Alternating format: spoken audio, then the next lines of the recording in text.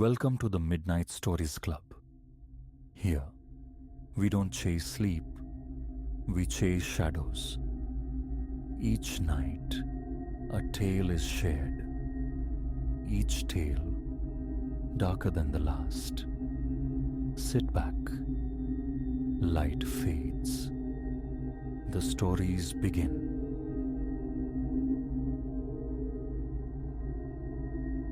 Grainy monochrome flickered across the screen, a spectral dance from last Tuesday night, revealing an impossibility. 20 viewings haven't steadied the tremor in my hands. Something shaped like a man, yet utterly devoid of substance, glides through the archipelago of tables in my pub. The copper kettle, diaphanous as exhaled smoke. Through its very form, the lurid glow of neon beer signs remains stubbornly visible.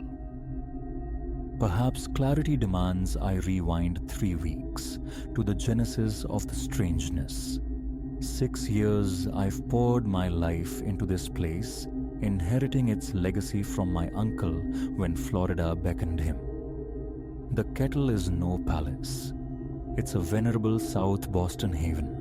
Polished mahogany worn smooth by countless elbows, brass fittings gleaming dully under amber light. The perpetual ghost of spilled ale clinging to the air despite endless scrubbing. I am intimately familiar with every groan of its floorboards, every battle scar on the bar's surface, every soul who darkens its doorway seeking solace or company. The initial anomaly concerned the Guinness tap. It was a sluggish Monday afternoon, deep in the drudgery of inventory, when the stout began its unsolicited performance. Not a hesitant drip, mind you, but a defiant gush, a dark torrent vomiting into the drip tray. I dismantled the handle, probing the mechanism for some logical fault, some jammed valve. Nothing. The moment my fingers brushed the ceramic lever, the flow ceased. An aging system, I reasoned, scribbling a note for maintenance. Yet the phantom pour recurred 2 days later, and again the following week. Always the Guinness, always when the bar stood deserted. The technician, perplexed, declared the draft lines immaculate. Next, the jukebox developed a personality, or perhaps an affliction. Our digital oracle, tethered to the vast web, began punctuating familiar tunes with unsettling distortions. Not the mundane crackle of poor connection, but something more insidious, a susurrus slithering beneath the melody, unintelligible yet intimate, like secrets breathed against the ear. One night, long after the last patron had stumbled into the darkness, it spontaneously summoned the wild rover, a lament heavy with parting, though no coin had been spent, no selection made. The machine's digital memory offered no confession, no record of the mournful air. Elena, my sharp, unflappable bartender of 3 years, tendered her resignation after a highball glass launched itself from the gantry, exploding against the brickwork inches from her temple.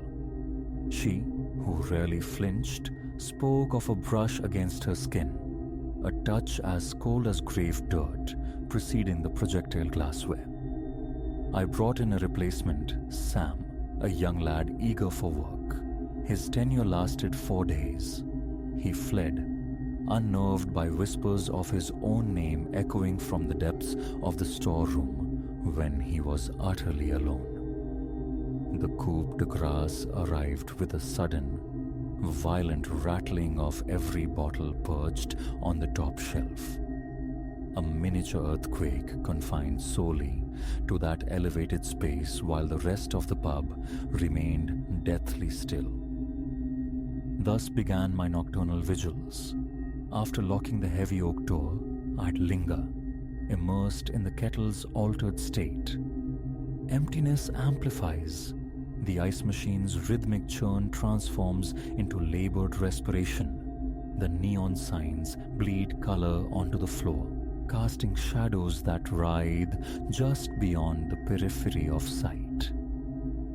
Last Tuesday, compelled by a growing unease, I dedicated the late hours to scrutinizing weeks of security recordings. 4 electronic eyes survey my domain. One guarding the bar's inner sanctum, another sweeping the main floor, a third fixed on the entrance, the last penetrating the storeroom's gloom. Methodically, I navigated the archived footage. Initially, it merely confirmed the known aberrations: the self-serving tap, the kamikaze glass, the trembling bottles. But then, a subtle distortion caught my eye, shimmering in the background of multiple clips like heat haze rising from summer asphalt. It possessed a deliberate drift, weaving between tables, pausing near unsuspecting patrons. In one segment, it lingered beside a man nursing his pint for nearly 10 minutes. The fellow repeatedly chafed his arms, a gesture of coldness incongruous with the pub's 75 degrees. The reel from 3 a.m. last Tuesday, however, transcended mere oddity. The kettle was shuttered, swallowed by darkness, but for the emergency exit signs and the faint pulse of brewery logos. Night vision rendered the scene in stark grayscale. Just as my thumb hovered over fast forward, it materialized. A human outline, translucent yet definite, traversing the main room. It didn't walk, but floated, suspended an inch above the worn floorboards. Its edges blurred, yet the fundamental structure, head, shoulders, limbs, was undeniable. It halted before the bar, seeming to settle onto a familiar stool. For 20 minutes, it remained static, an ethereal patron in an empty house. Then, its head pivoted towards the camera lens. I could almost perceive eyes within the smoky form. Again and again, I replayed that segment. No glitch, no trick of light could account for it. Corroboration came from the other cameras, capturing the same phantasm from their distinct vantage points. This entity, whatever its nature, possessed a chilling reality. The subsequent night, I escalated my investigation, deploying additional cameras and scattering digital voice recorders throughout the pub like electronic breadcrumbs. I confided in no one. Accusations of madness were unwelcome, though perhaps madness offered a simpler explanation. The new recordings yielded further evidence. The figure reappeared, this time venturing behind the bar itself.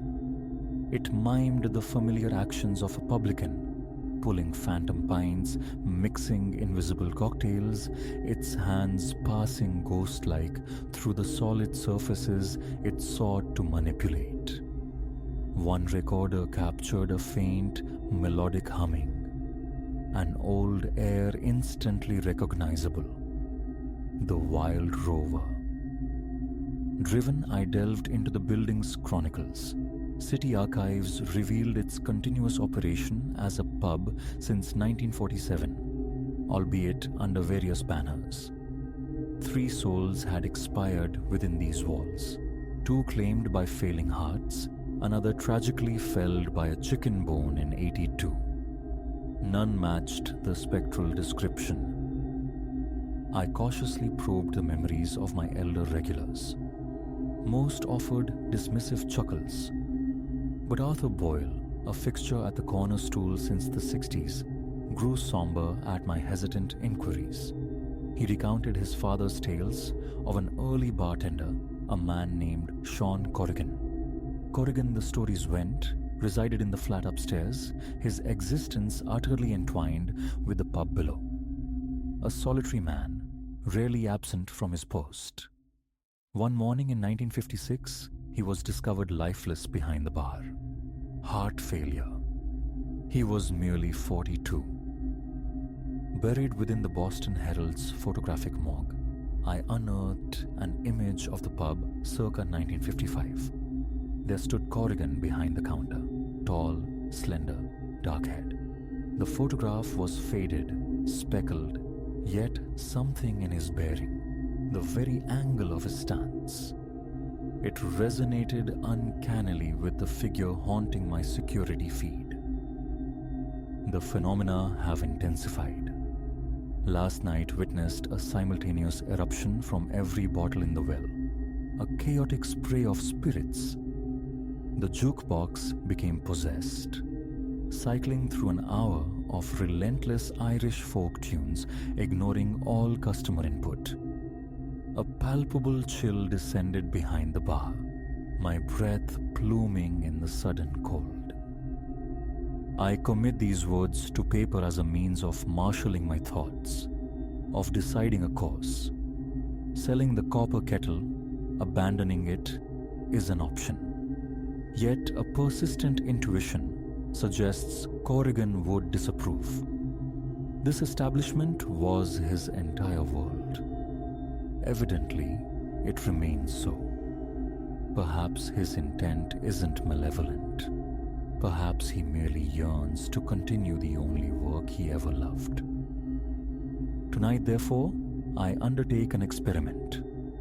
After closing, I shall pour a measure of Jameson, his preferred tipple according to Arthur Boyle, and engage him in conversation. Acknowledge his devotion but explain the detrimental effect on staff and clientele.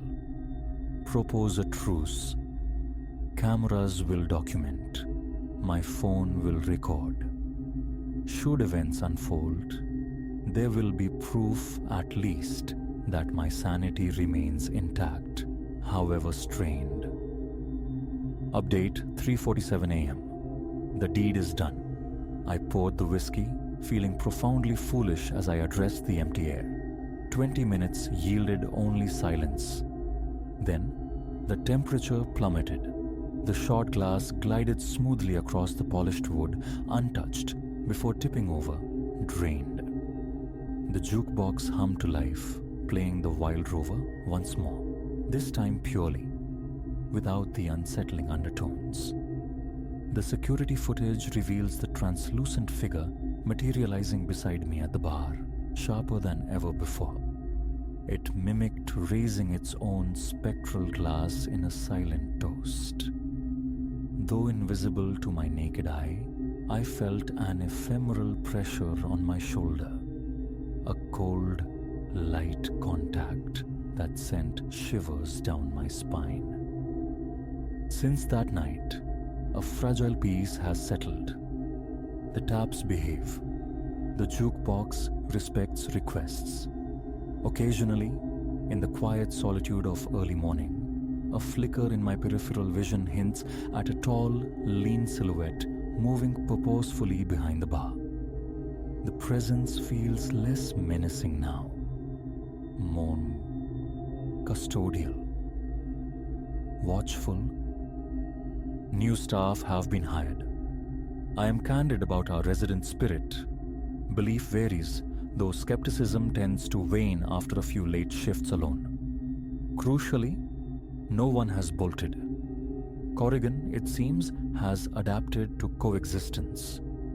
He still makes his rounds after hours, an unseen inspection of locks and taps. A glass might shift inexplicably. An old Irish ballad might play unbidden. These are now mere quirks. Last week, I had the 1955 photograph framed and mounted behind the bar. It's become a talking point, especially when I share the tale of Corrigan's continued tenure. Some regulars even leave a parting shot for him. I've learned to attune myself to his subtle signs. The almost heard footfall on a quiet night, the faint humming, drifting from nowhere. the gentle clink of glasses being nudged into alignment when the bar is ostensibly empty. It's woven into the fabric of the place, as intrinsic as the floorboard's complaints and the neon's steady hum. This afternoon, engaged in inventory just as I was when this strangeness began, I felt that familiar cold spot drift past. And then, unmistakable, a whisper, barely disturbing the air. Jameson's running low. A quick check confirmed it. Every establishment benefits from diligent management, I suppose. Some managers simply possess more permanence than others. The cameras remain vigilant. Sometimes I review the footage, observing our spectral bartender on his nightly circuit. He moves with quiet intent, surveying tables, adjusting unseen chairs, standing sentinel over the establishment he loved too fiercely in life to relinquish in death. Explanations feel increasingly irrelevant. Certain truths simply are. Sometimes, the only appropriate action at closing is to pour two measures, one for yourself and one for the bartender who never truly clocked out. They say pubs absorb the essence of the lives lived within them, accumulating layers of laughter, sorrow, celebration, and regret. The copper kettle possesses more character than most, and as long as Sean Corrigan wishes to remain on the payroll, I'm content to have him. Just don't expect him to mix you a fruity martini. Even in death, a man has his standards.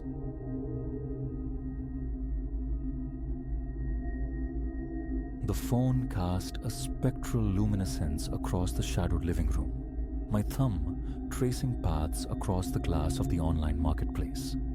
A chime, sharp and familiar, announced a new listing. A pre-owned perambulator, the very model I'd coveted. In that moment, clicking the notification felt like a small victory, a practical step. I could not have fathomed it was the first step onto a path spiraling into a vortex of fear, one that would fray my nerves and forever tint my perception of silence, shadows, and the kindness of strangers. My name is Ilara. I was 28, navigating the bewildering, exhilarating territory of first-time motherhood in the sprawling suburbs bordering Chicago. My daughter, Willow, a fragile 3-month-old, dictated my rhythms. A symphony of sleepless nights and the low hum of parental anxiety. Thriftiness had become my watchword, practicality my guide. The stroller, gleaming under the seller's camera flash, seemed an answered prayer. Barely touched, priced at a fraction of new, located conveniently close. The seller, a woman named Marlene, radiated warmth through our brief digital exchange. We settled on a meeting at her apartment the following afternoon. A current of unease pulled at me as I navigated toward the address she'd provided. The neighborhood presented a starker face than my own familiar streets, a landscape dominated by aging concrete and the vibrant scars of graffiti. I chided myself for the hesitation. Privilege shouldn't breed prejudice. Marlene resided on the 3rd floor of a building whose grandeur had long faded. The elevator stood dormant, a metal coffin clad in dust, forcing me to haul Willow's cumbersome car seat up 3 echoing flights. Breathless, muscles aching, a sliver of doubt pierced my resolve as I reached her door. Why had I come alone? But Marlene's smile, wide and welcoming, dissolved my apprehension. She fussed over Willow, demonstrated the stroller's features with practiced ease, and generously added a bundle of outgrown baby clothes to the deal. The entire exchange was swift, concluded in under 15 minutes. I departed feeling buoyant, pleased with my acquisition. The first discordant note sounded. Later that day, back in the sanctuary of my own home, a text from Marlene. Made it back okay? A thoughtful gesture, perhaps, yet tinged with an unexpected intimacy. I tapped out a quick affirmative, assuming the thread closed. It wasn't. The messages persisted, arriving daily, sometimes more frequently. How's the stroller working out? Does Willow enjoy the ride? How is little Willow doing? Are you managing to get any rest? Initially, I maintained a polite distance, offering brief, curated replies, but the inquiries deepened, burrowing into the specifics of our existence. She asked about our daily patterns, Willow's nap schedule, whether I frequented the park near our building. That last question snagged my attention, a cold hook in my gut. I had never disclosed our precise location. Other unsettling details began to accumulate, like dust motes catching the light. An unfamiliar sedan, dark and nondescript, materialized across the street, occupying the same patch of curb day after day. I'd spot it upon leaving for my morning constitutional with Willow, and it would remain silent and watchful upon our return. One evening, settling Willow into her cot, a glance through the window revealed a man standing beside the car, his gaze fixed unnervingly on our apartment windows. Ice water sluiced through my veins. I yanked the blinds shut, fumbling for my phone, my fingers trembling as I dialed my friend, Chloe. She offered immediate solace, suggesting she come over, but I waved it off, embarrassed by what felt like burgeoning paranoia. Yet, that night, the ritual of checking locks became obsessive, and Willow's bassinet was drawn tight against my side of the bed. The following day, determined to reclaim normalcy, I ventured to the grocery store. The oppressive sense of being watched clung to me like damp wool. As I loaded provisions into the boot, my eyes snagged on it, the same dark sedan parked just a few spaces away. Inside, a man observed me. My heart hammered against my ribs. I scrambled to secure Willow, then drove away with frantic speed, my gaze flicking constantly to the rearview mirror. The car shadowed my every turn, a relentless mechanical predator. That night, sounds intruded from the darkness beyond my window. Soft thuds, the displaced crunch of soil, like furtive footsteps trampling my flower bed. Peeking through a sliver in the blinds confirmed my fear. Two figures moved stealthily in the yard, their attention focused on my car. My voice was a strangled whisper as I relayed the situation to the police dispatcher. Patrol cars arrived swiftly. Sirens muted until the last moment, but the intruders had vanished like smoke. The officers logged my report, offered reassurances of increased patrols, and departed, leaving behind an amplified silence.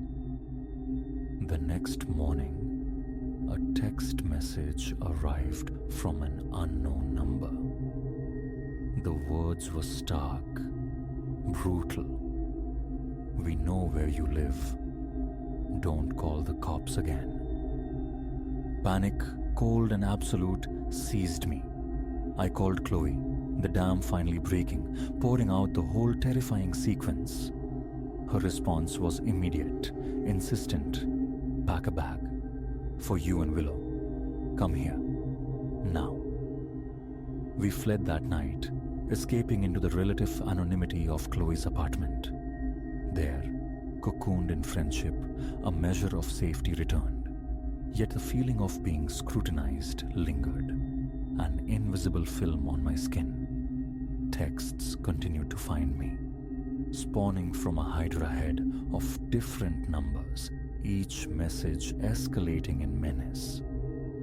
I changed my number. Somehow, impossibly, they procured the new one. I returned to the police armed with the digital threats, the story of Marlene, the stroller, the stalking. This time, the gravity of the situation registered. A detective was assigned, his expression serious. He advised finding another temporary refuge and pledged to investigate Marlene and the men who haunted my periphery. Chloe proposed her parents' cabin in Wisconsin. Remote, secluded, off the digital grid.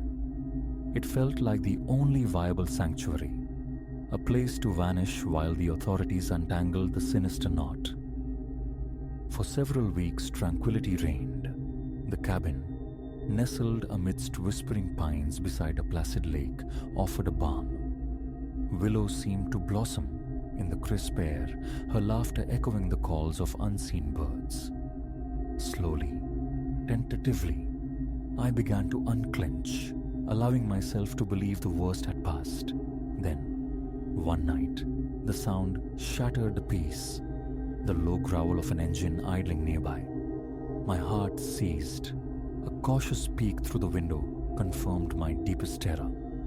The dark sedan sat there, a phantom materialized from my urban nightmare, stark against the rural backdrop.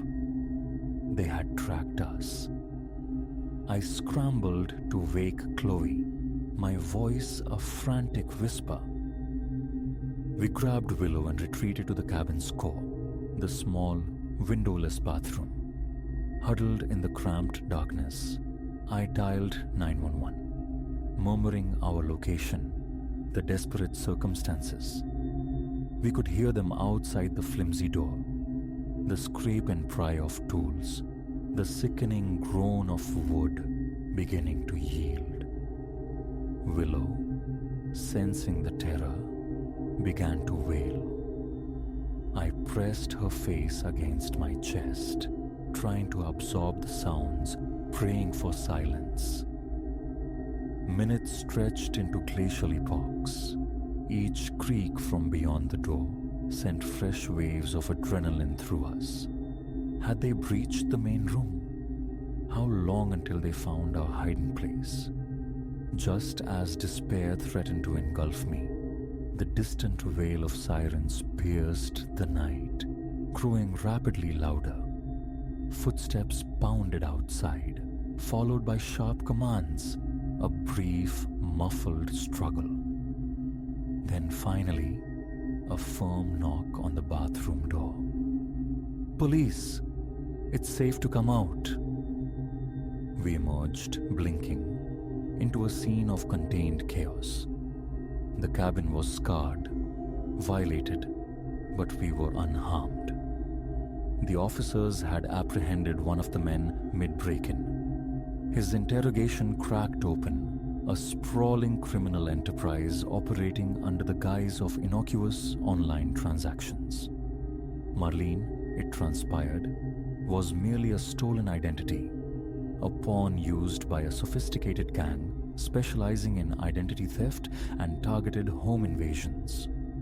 The stroller sale was their reconnaissance, a method to gather intimate details about vulnerable targets, families with young children, presumed to possess valuables and exploitable personal data. The captured man implicated the entire network, including the woman whose life they had usurped to play the part of Marlene. Arrests followed swiftly. Charges were laid.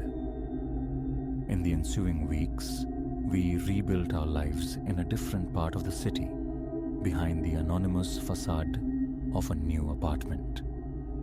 I fortified our haven with the best security system I could afford and enrolled in self-defense classes.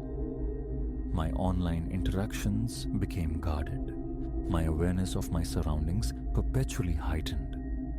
The ordeal left indelible marks, Even now, months later, the simple act of locking the door involves multiple checks. Unexpected noises trigger a jolt of fear. Every unfamiliar vehicle idling on the street undergoes intense scrutiny. The world feels irrevocably altered, its inherent safety stripped away. Yet, paradoxically, I feel stronger, tempered by the ordeal. A fierce, primal resilience has taken root. I learned the terrifying depths of my fear, but also the unwavering strength of my will to protect my daughter. Watching Willow play now, bathed in the warm light of our new living room, blissfully untouched by the darkness we navigated, underscores the fragility of peace. But it also fuels a quiet determination. We endured, we remain. Whatever currents pull at us next, we will face them. The stroller, the catalyst for it all, rests in a quiet corner. A stark reminder of vulnerability, yes, but also an emblem of our survival, of the strength discovered in the crucible of terror. As I lift Willow into my arms, her small weight a grounding presence, I know this. We will navigate whatever comes together.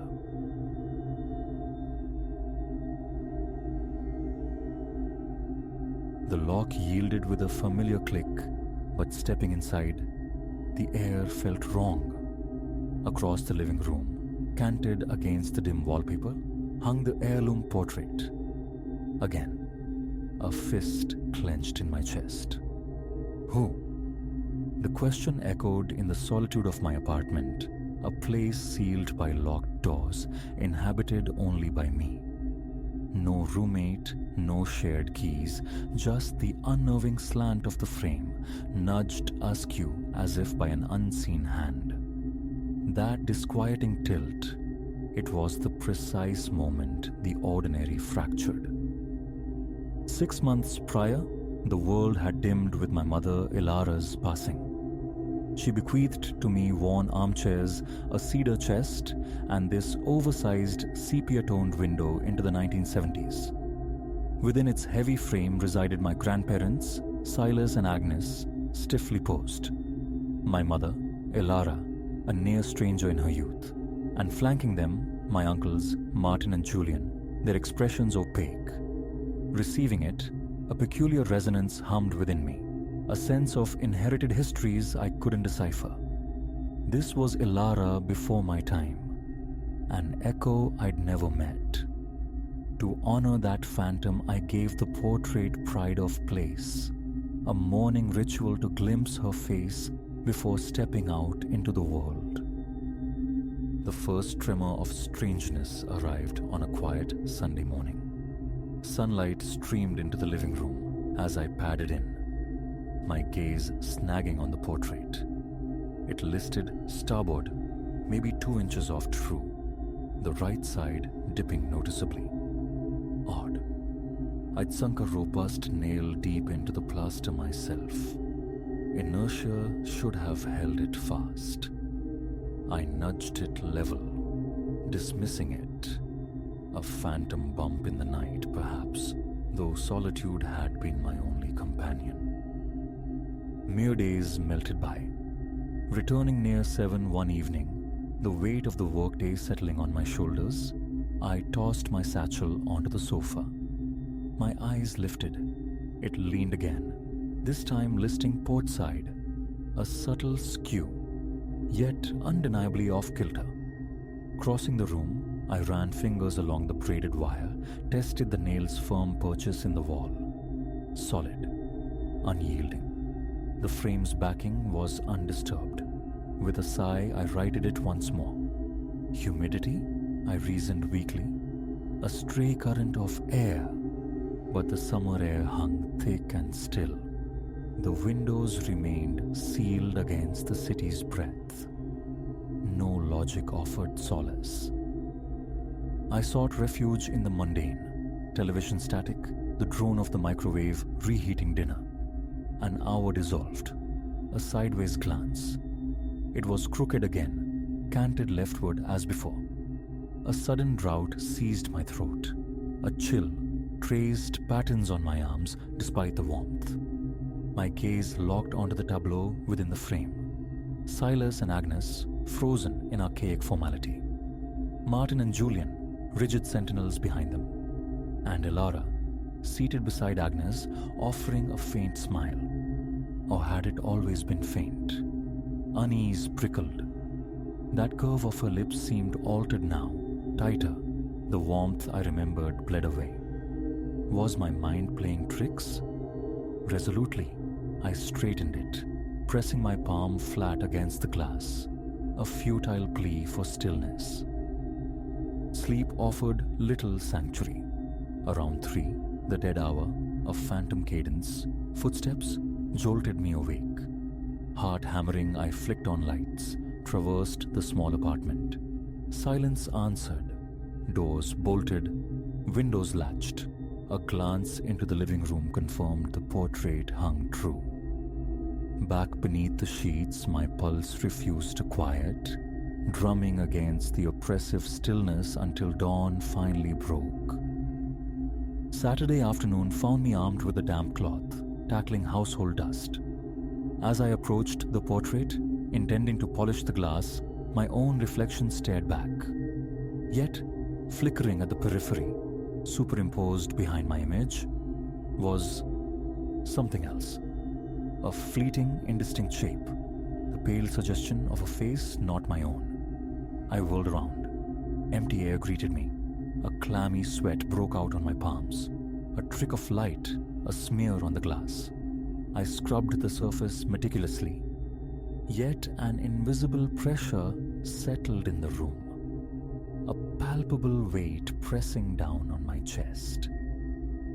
I battled the encroaching dread, attributing it to grief's long shadow, the mind's tendency to project sorrow onto inanimate objects. Yet the anomalies persisted, small fissures in the edifice of reason. Ilara's smile, particularly. What I recalled as gentle, almost diffident, now seemed strained whenever my gaze fell upon it. The corners of her mouth held attention, her lips subtly downturned. Had I misremembered? Was it the shifting lamplight, my own fluctuating moods painting her expression? Still, each passage past the portrait brought a fresh wave of conviction. Her face was subtly, undeniably altering. Well past 11 one night, seeking water in the kitchen's quiet dark, a sound reached me. Faint, dry, abrasive, like something dragging against the living room wall. I froze, every nerve taut, listening. Silence descended again. My skin felt damp and cool. On hesitant feet, I crept towards the living room archway. The scraping ceased entirely. Flicking the switch, light flooded the room. The portrait hung askew once more, dipped an inch to the right. A ragged breath escaped me. My legs felt unsteady. Approaching, my hand brushed the frame. Ice cold. Not the ambient cool of the room, but a distinct, unnatural chill that didn't touch the surrounding wall. My gaze flew to the figures within. Ilara's eyes. They seemed different, sharper, fixed not on some indeterminate point beyond the glass, but on me. It felt absurd, yet the impression was potent, a look mingling concern with something akin to reproach. Trembling fingers nudged the frame level. That night, the living room light burned until morning. The following week became a blur of willful ignorance, dictated by work's relentless demands. Early departures, late returns, meals eaten standing up. Yet, passing the portrait remained an exercise in controlled dread. Sometimes, a flicker in the glass from the corner of my eye, a phantom movement where no reflection should be. The tension coiled tighter until one afternoon, frustration boiled over. "Stop it!" The words ripped out into the empty room. addressed to no one and everyone. A flush of foolishness followed, but the raw desperation for cessation was real. Thursday evening, dragging myself home near 8 after an exhausting day. The key turned, the light switch clicked, and there it was. The portrait, not shattered on the hardwood, but resting on the floor, leaning upright against the wall beneath its usual spot, as if carefully set down. The sturdy nail remained embedded above. The picture wire hung slackly from it, still looped. My mind struggled to reconcile the physics. It hadn't fallen. It had been removed. I stood frozen, the frantic thudding in my ears drowning the apartment's silence. Stepping closer, my hand reaching for the frame, my eye caught it. A fine hairline fissure marring the glass. Directly over Elara's cheek, a thin, sharp line. Touching it confirmed a shallow groove etched into the surface. New.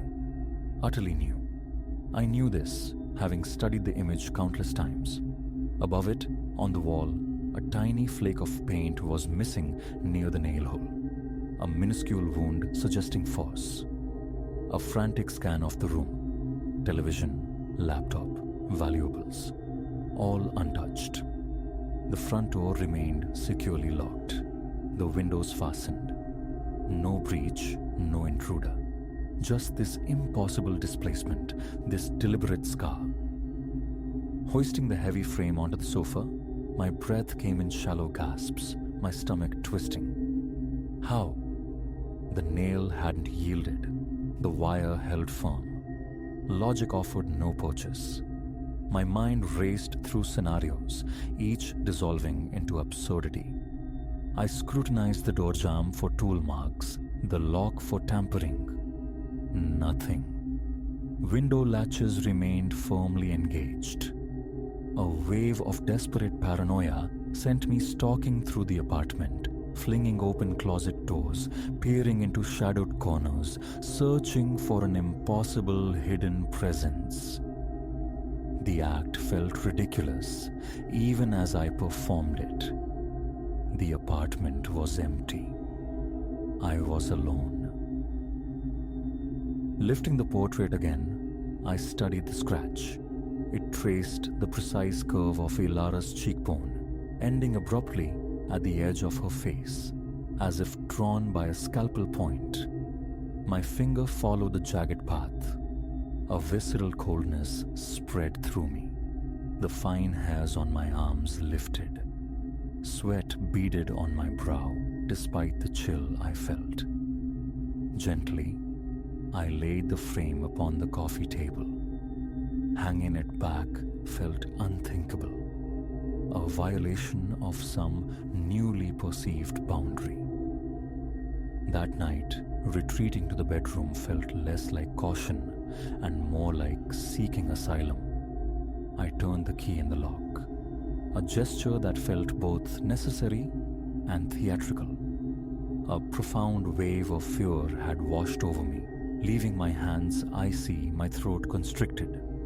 Something felt intrinsically wrong about the portrait now, yet the thought of discarding it, this link to Elara, to Silas and Agnes, Martin and Julian, provoked a sharp pang of guilt. Trapped between fear and filial duty, I felt utterly adrift. Dawn found me drawn back to the living room. The portrait remained on the coffee table, the scratch catching the morning light. A thin, serrated wound on the glass. My fingertip confirmed its reality again. Hoping for some mundane explanation, I removed the cardboard backing. The photograph itself, yellowed and softened by decades, was untouched. The damage was confined to the protective glass. Nothing else seemed amiss. The impulse to stow it away in a closet warred with the reluctance to dishonor the past. A hot shower and strong coffee did little to soothe the internal tremor. For the remainder of the day, I skirted that corner of the room, each pass triggering a jolt of residual anxiety. Later, I reached out to a friend via phone, voicing vague complaints about unsettling noises, unwilling to unveil the full bizarre narrative for fear of sounding unhinged. Their offer to visit was politely declined. This felt like a private haunting, one I couldn't bear to have dismissed or rationalized away by an outsider. That afternoon, driven by a need for resolution, I decided to try one last time. I rehung the portrait on its nail, meticulously checking the wire, ensuring it sat level. Stepping back, it looked normal. For an hour, I watched it intermittently. It held its position. A fragile tendril of hope began to unfurl. The moment I turned my back, heading towards the kitchen for a glass of water, a soft thud resonated from the living room. Not a crash, but a muted, heavy sound. I spun back instantly.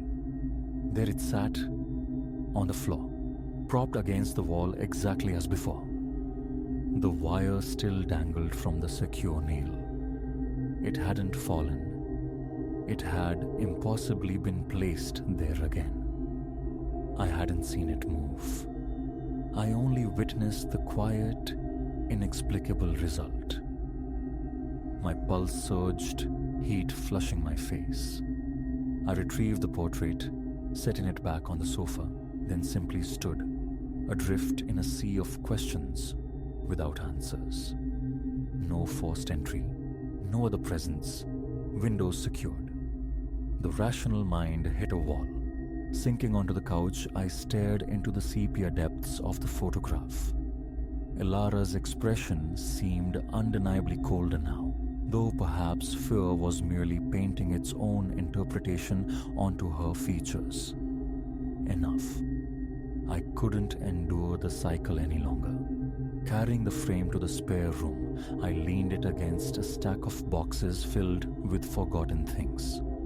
Closing the door felt like sealing away a contagion. I tried to lose myself in television, in books, but a persistent awareness remained. A feeling of being observed from behind that closed door. Absurd, I told myself. Yet the sensation clung, tightening the muscles in my shoulders, making me consciously regulate my breathing. Every creak of the floorboards, every distant siren became a source of alarm. The sudden ring of my phone made me physically recoil. For nights afterward, the hallway light remained on, a meager defense against the unease. Nothing else shifted, no spectral footsteps echoed, yet relaxation remained elusive. The very air in the apartment felt altered, heavier somehow, and the memory of that thin scratch bisecting Elara's cheek persisted. Was it accidental damage from the impossible descent? Or something else? Something targeted? I possess no answers. All I carry is the chilling conviction, born the moment I found the frame resting on the floor, that this portrait holds something resonant and deeply unknowable. Comfort feels distant, perhaps permanently lost. Now, every time I pass the spare room, a weariness grips me, a low hum of dread, anticipating what might greet me should I ever dare to open that door again.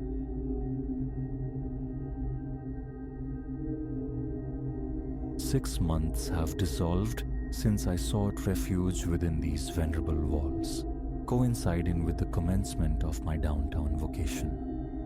The Alcott Arms is an edifice of considerable antiquity, easily exceeding a century, its constitution thick, its corners repositories of undisturbed dust.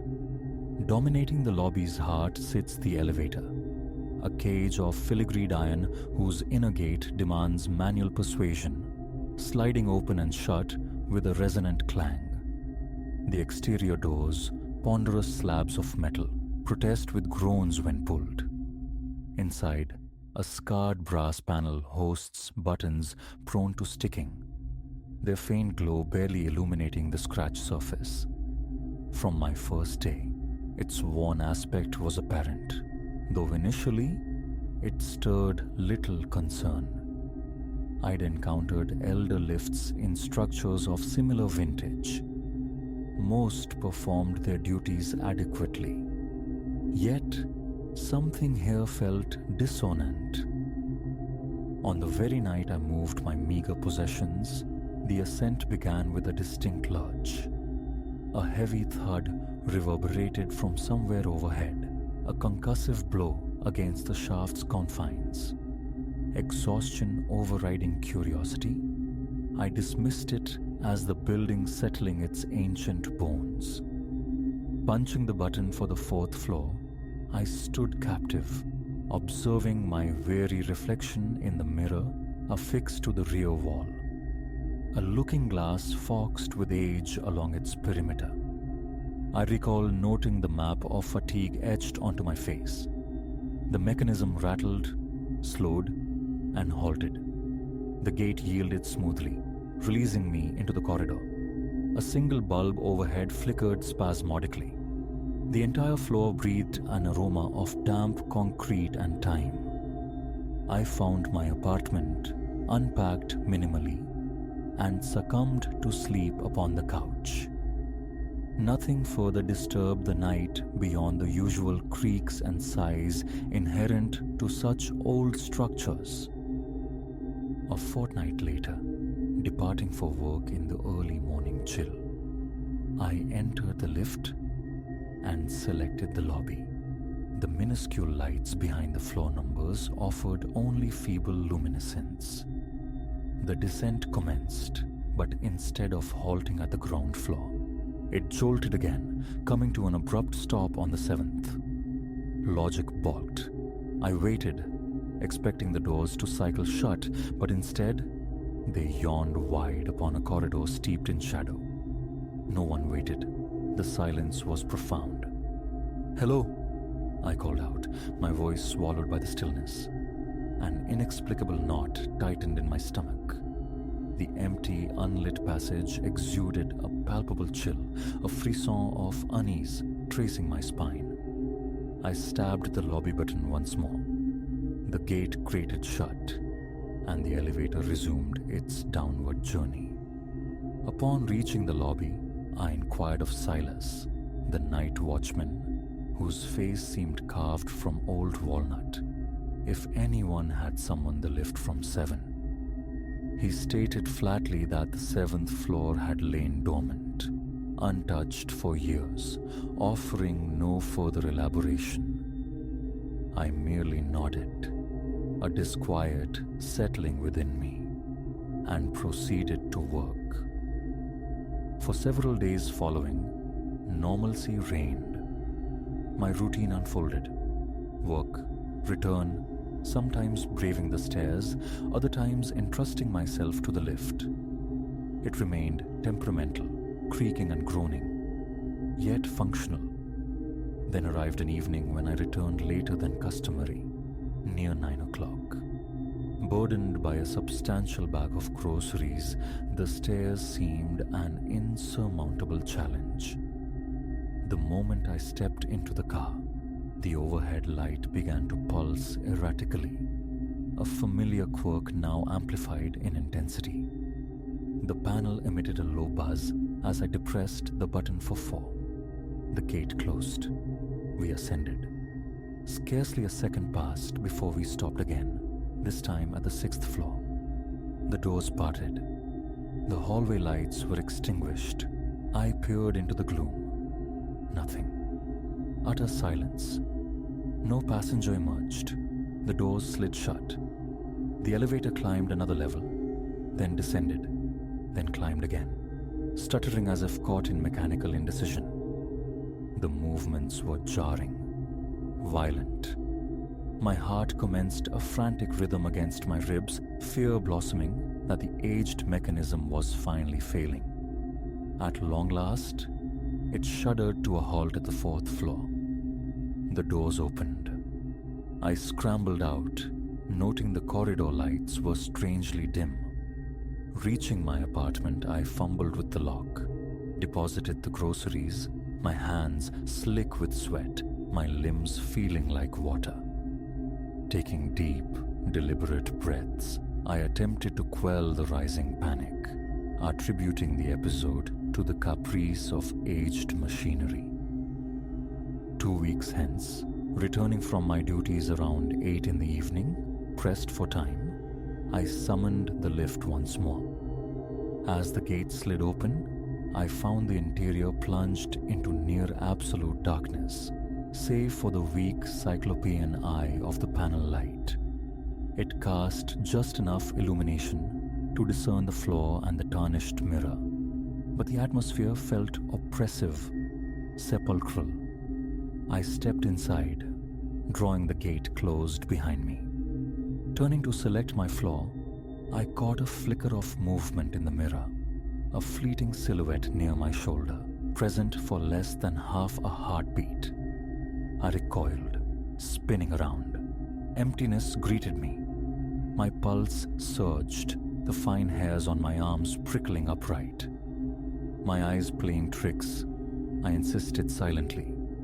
I pressed the fourth floor button again, waiting in the charged silence. The car ascended slightly, paused, then the doors opened onto the seventh floor. That same Stygian hallway presented itself. I leaned forward, straining to see if perhaps the bulbs had expired or a resident preferred the dark. Absolute stillness, absolute silence. No footfalls, no distant sounds. My palms grew clammy. I jabbed the door close button. It hesitated, resisting for several seconds. As it finally began to slide shut, I heard it. A faint whisper, intimate as breath, directly beside my ear. It formed an unintelligible word, yet the proximity was undeniable. I was certain I felt the ghost of warmth upon my nape. I spun again, scanning the confined space, the shadowed corners. Still vacant. The door sealed itself, and the elevator lurched into motion. I remained pressed against the panel, gripping the handrail, my back rigid. When it reached the fourth floor, I bolted out, my skin cold, my breathing ragged. I hurried to my apartment, secured the locks, feeling pursued. Later that night, cocooned in the artificial brightness of my living room lamps, I wrestled with rationality. The whisper? Perhaps the hiss of failing hydraulics. The shape in the mirror? A trick of reflected light from the flickering corridor bulb. Yet, the visceral fear felt authentic. My hands trembled intermittently. Faint, unidentifiable noises seemed to drift from the hallway. Driven by unease, I delved into the building's history online, excavating digitized newspaper archives. A small yellowed clipping from decades past surfaced. It spoke obliquely of a serious incident involving the elevator, mentioning a problem with the protective gate.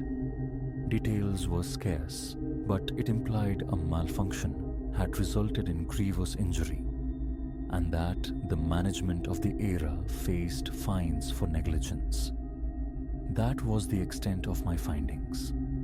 I closed the laptop, seeking sleep, but the memory of that whisper echoed persistently in the quiet confines of my mind.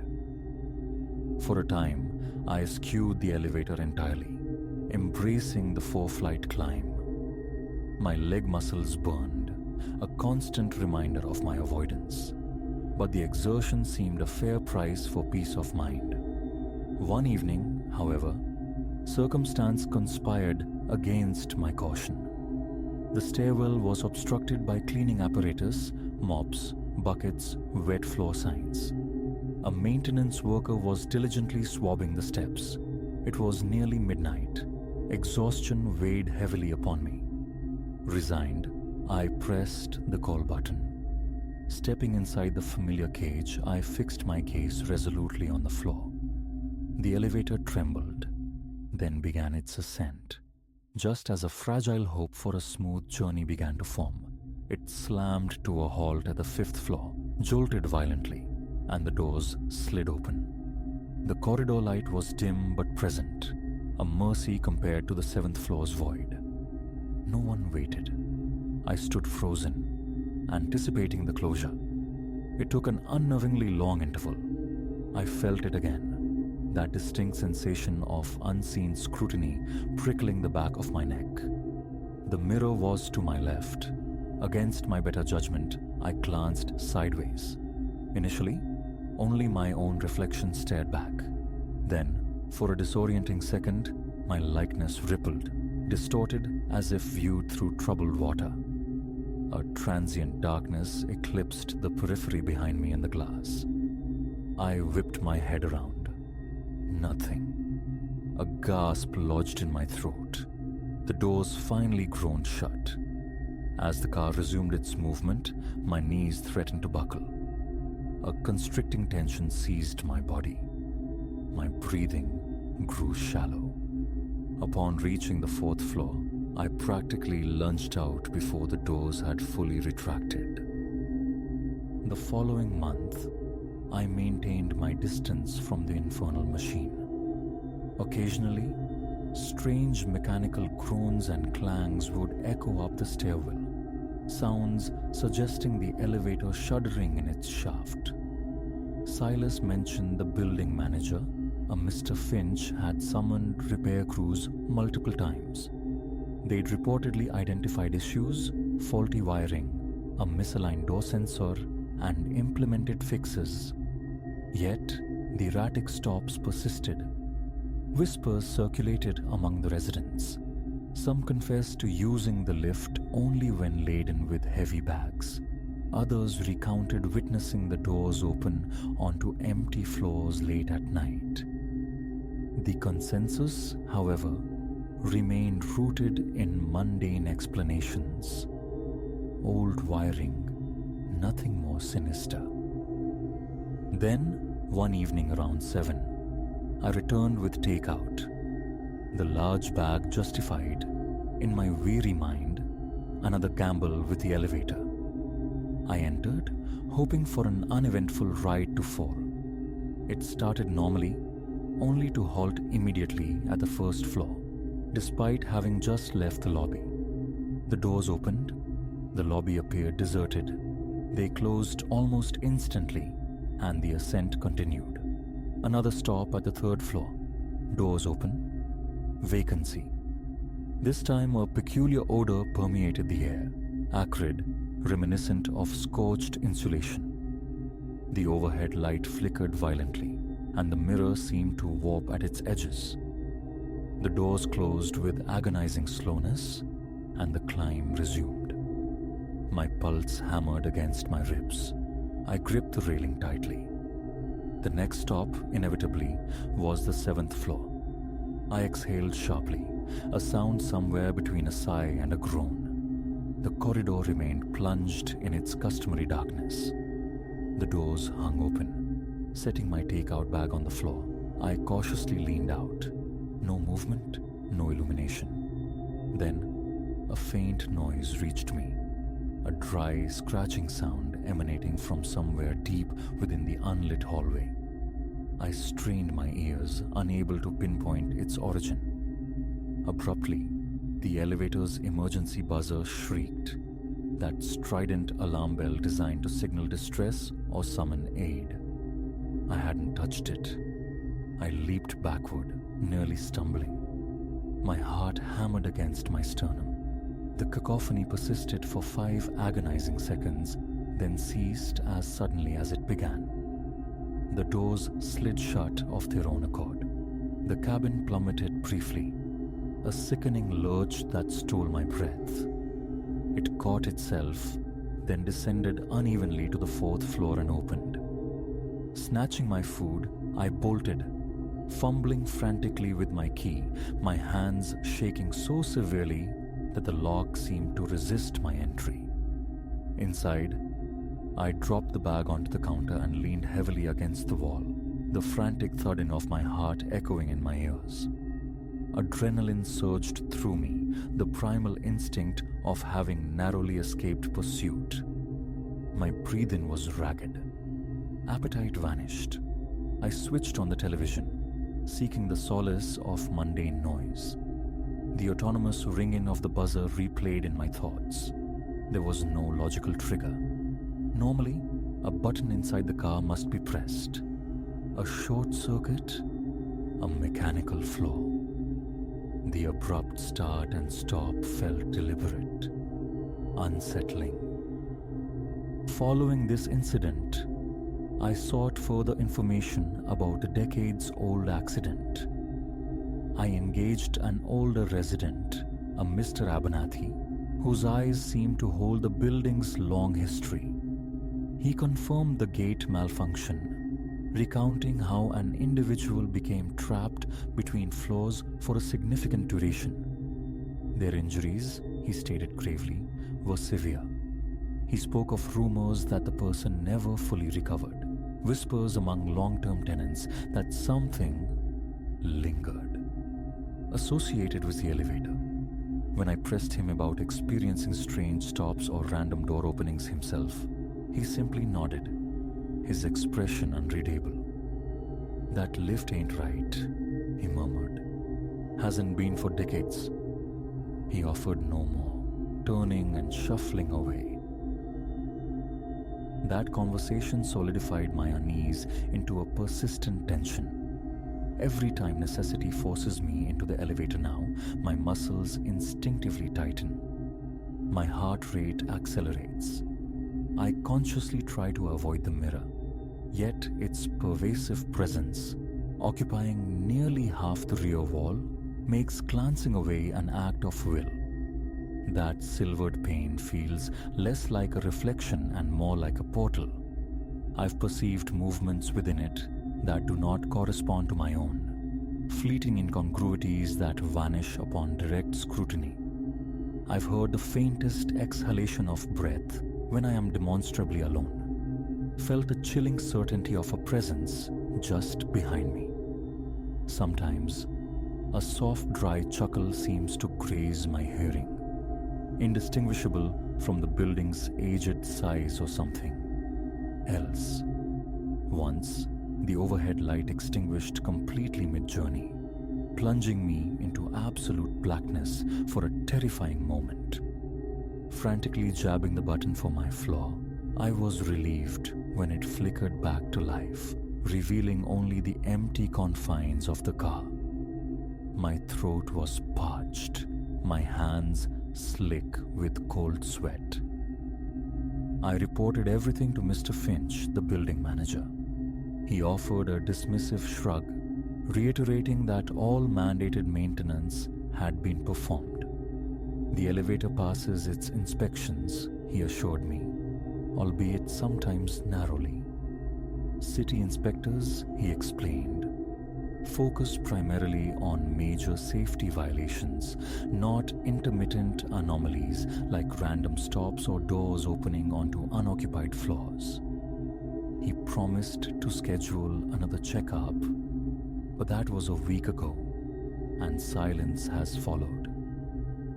Last night, returning home, I found the elevator door slightly ajar on the ground floor. I peered inside cautiously. "Hello?" My voice echoed slightly in the empty car. The lobby behind me was quiet, save for the distant hum of city traffic.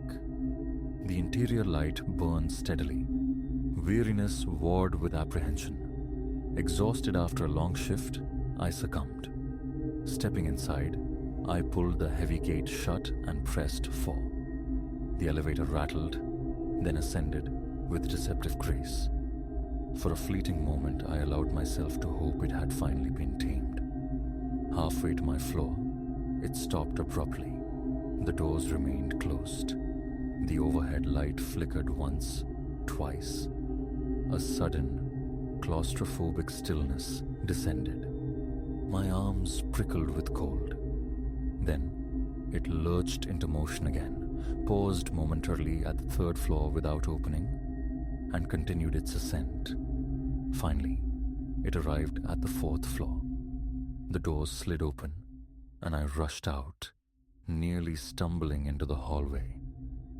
My body remained taut with anxiety, but relief washed over me. At least it hadn't opened onto the seventh floor this time. Here I sit now, in my apartment, contemplating the feasibility of breaking my lease.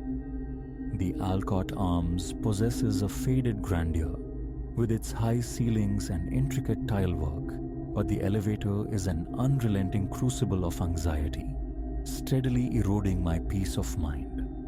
I replay those moments, the doors parting onto dark, silent floors, the disembodied whisper against my ear, the unnerving autonomy of the alarm bell.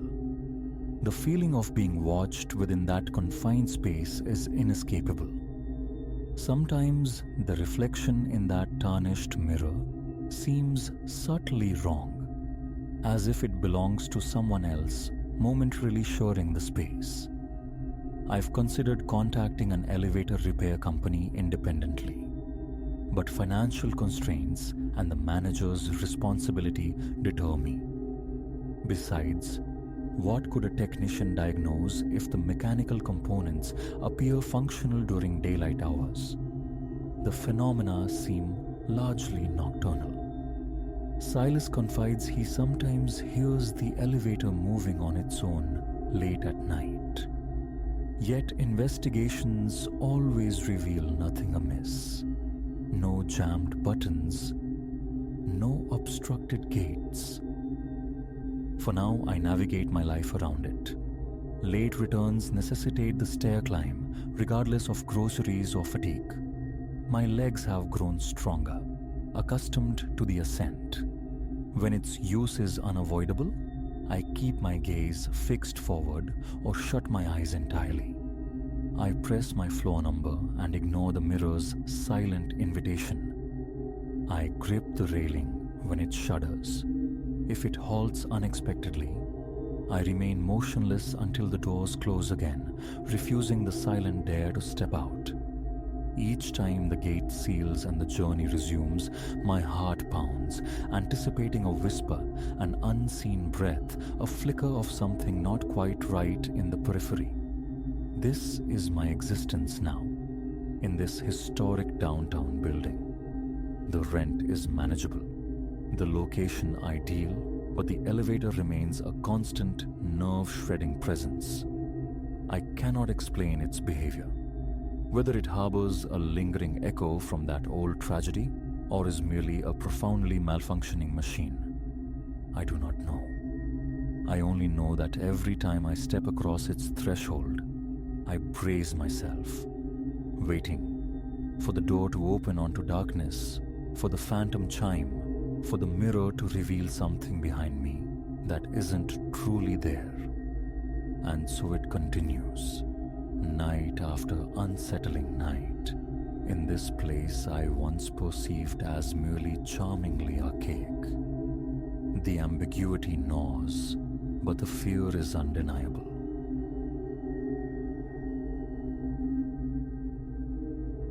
A crimson bead upon the umber loam arrested our steps, stark as a wound against the forest floor. It pulsed there, a liquid ruby, broadcasting the abrupt cessation of solitude. What began as a languid trek through whispering pines had curdled, the air between us thickening with the weight of this unsolicited sign. Reese, Anya, and I shared a history woven through lecture halls and late-night studies, culminating in this yearly pilgrimage, our escape from the city's relentless hum. This time, the deep woods of the northern ranges beckoned, promising untamed vistas and the restorative balm of true quiet. 2 days unfurled in sun-dappled perfection, air like chilled wine, panoramas that stole the breath, the effortless rhythm of long acquaintance. Then came the third day, and the path diverged. We'd chased a phantom trail, a rumor of a shortcut whispering promises of a hidden cascade. It was Anya who saw it first, nestled on a decaying leaf, a single, immaculate globule of blood. Liam, she breathed, her voice a threadbare whisper against the forest's hush. Reese, look. We huddled, gazes fixed. An animal, surely, I offered, the words tasting false even as they left my lips. A buck snagged on thorns, perhaps. Yet the blood held a fresh, almost insolent sheen under the fractured sunlight, filtering through the dense canopy. Reese knelt, his fingers tracing the air above the leaf, before scanning the surrounding earth. More, he murmured, gesturing towards a faint constellation of droplets vanishing into deeper shadow. Whatever bled went that way. Unease prickled between us. Prudence screamed retreat, urging us back towards the known, the marked. But that fatal siren, curiosity, sang a more compelling song. We ought to see, Anya insisted, her eyes alight with a dangerous alloy of fear and fascination. Someone might be injured, needing aid. I marshaled objections, listing the manifold follies of pursuing cryptic stains in uncharted wilderness. But the set of Anya's jaw brooked no argument, and Reese, ever swayed by her conviction, offered a silent, assenting nod. Thus, against the frantic protests of instinct, I acquiesced. We advanced into the wood's embrace, stepping softly over root and stone, following the sanguine trail. The droplets grew bolder, more insistent, coalescing into a definitive vector through the undergrowth. The atmosphere grew dense, charged with an unseen current that raised the fine hairs on my arms. Perhaps 10 minutes elapsed before the trees relented, revealing a small, sun-drenched clearing. The sight within iced the marrow in my bones. Centered in the clearing lay the carcass of a deer, its life recently, violently extinguished, its dismemberment begun. This was no hunter's tidy work. The creature was arranged, limbs contorted into a grotesque geometry.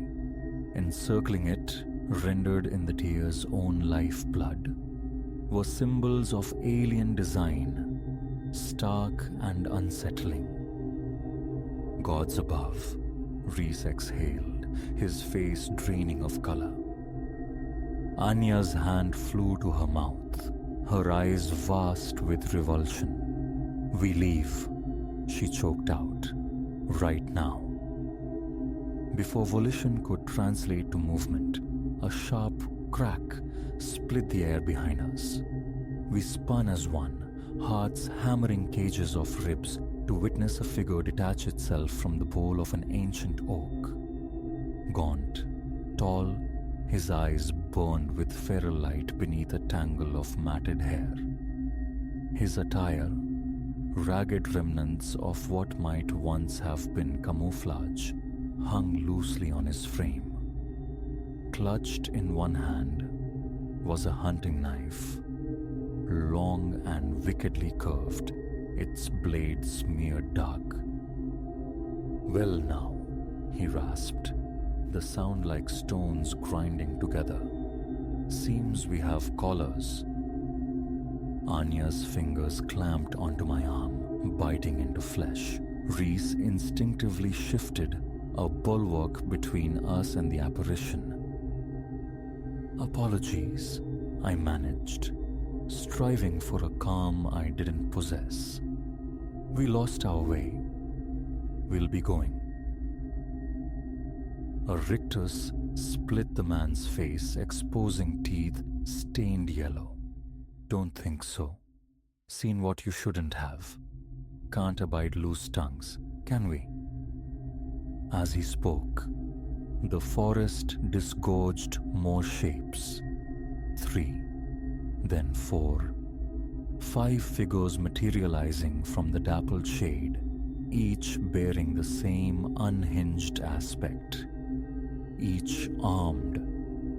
Encirclement was absolute.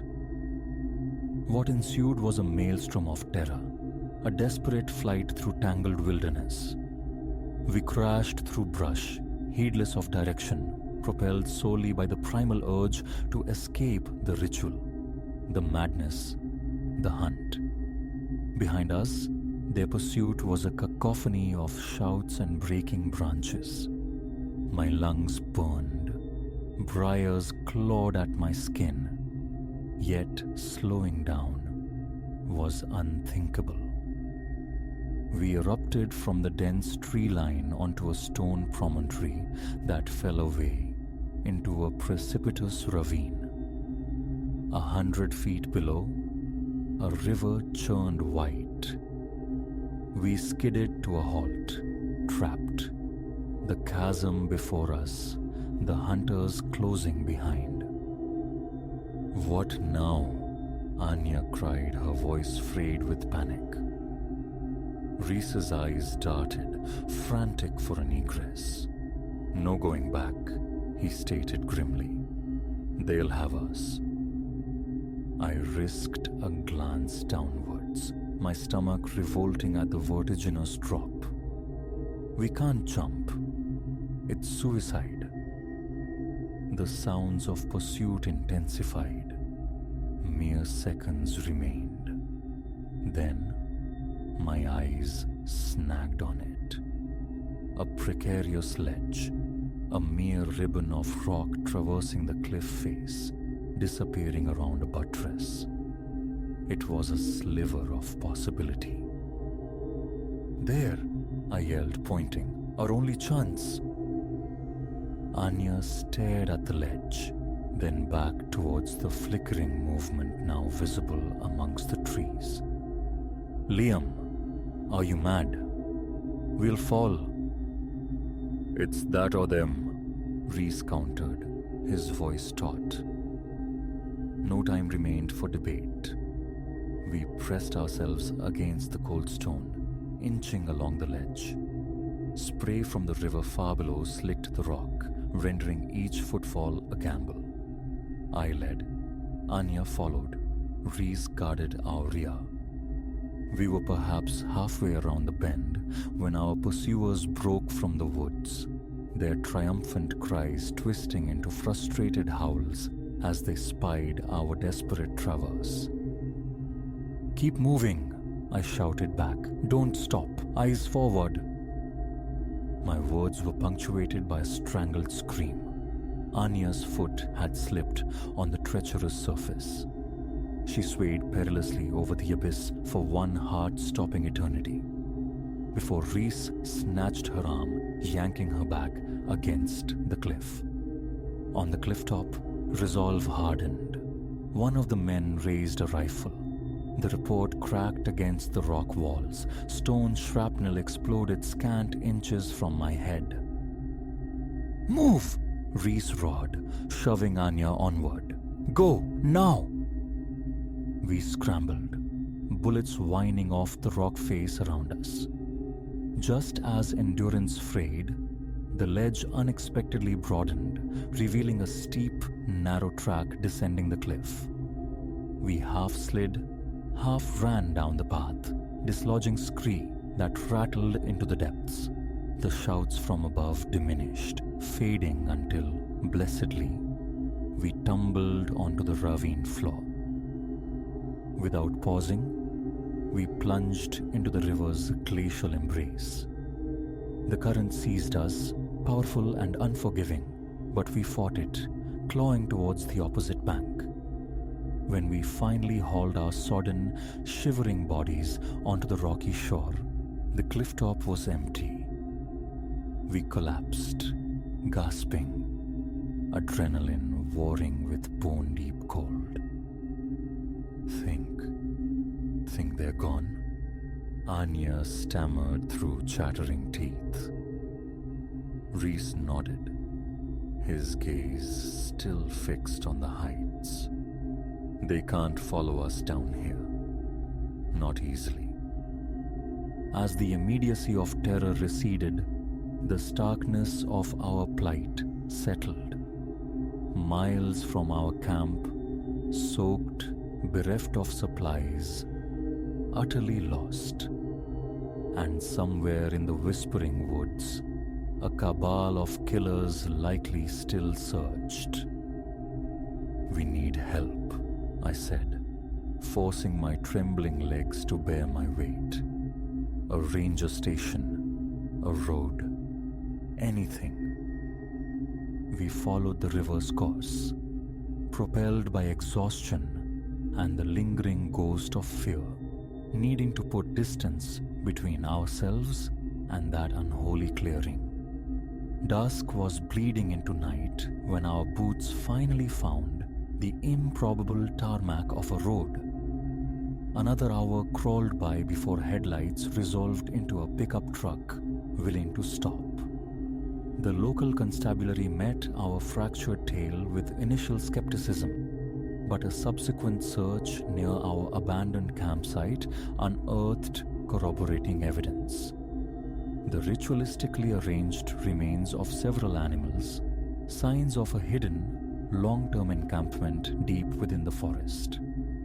Of the men themselves, however, there was no trace. They had dissolved back into the wilderness, leaving only the phantom echo of their madness and the glint of bloody knives. We never sought the solace of the wild again. That encounter irrevocably altered us, seeding a chilling awareness of the darkness that can reside beneath the canopy and within the human heart. Sometimes, in the dead quiet of night, I still hear those inhuman cries reverberating in memory's vault.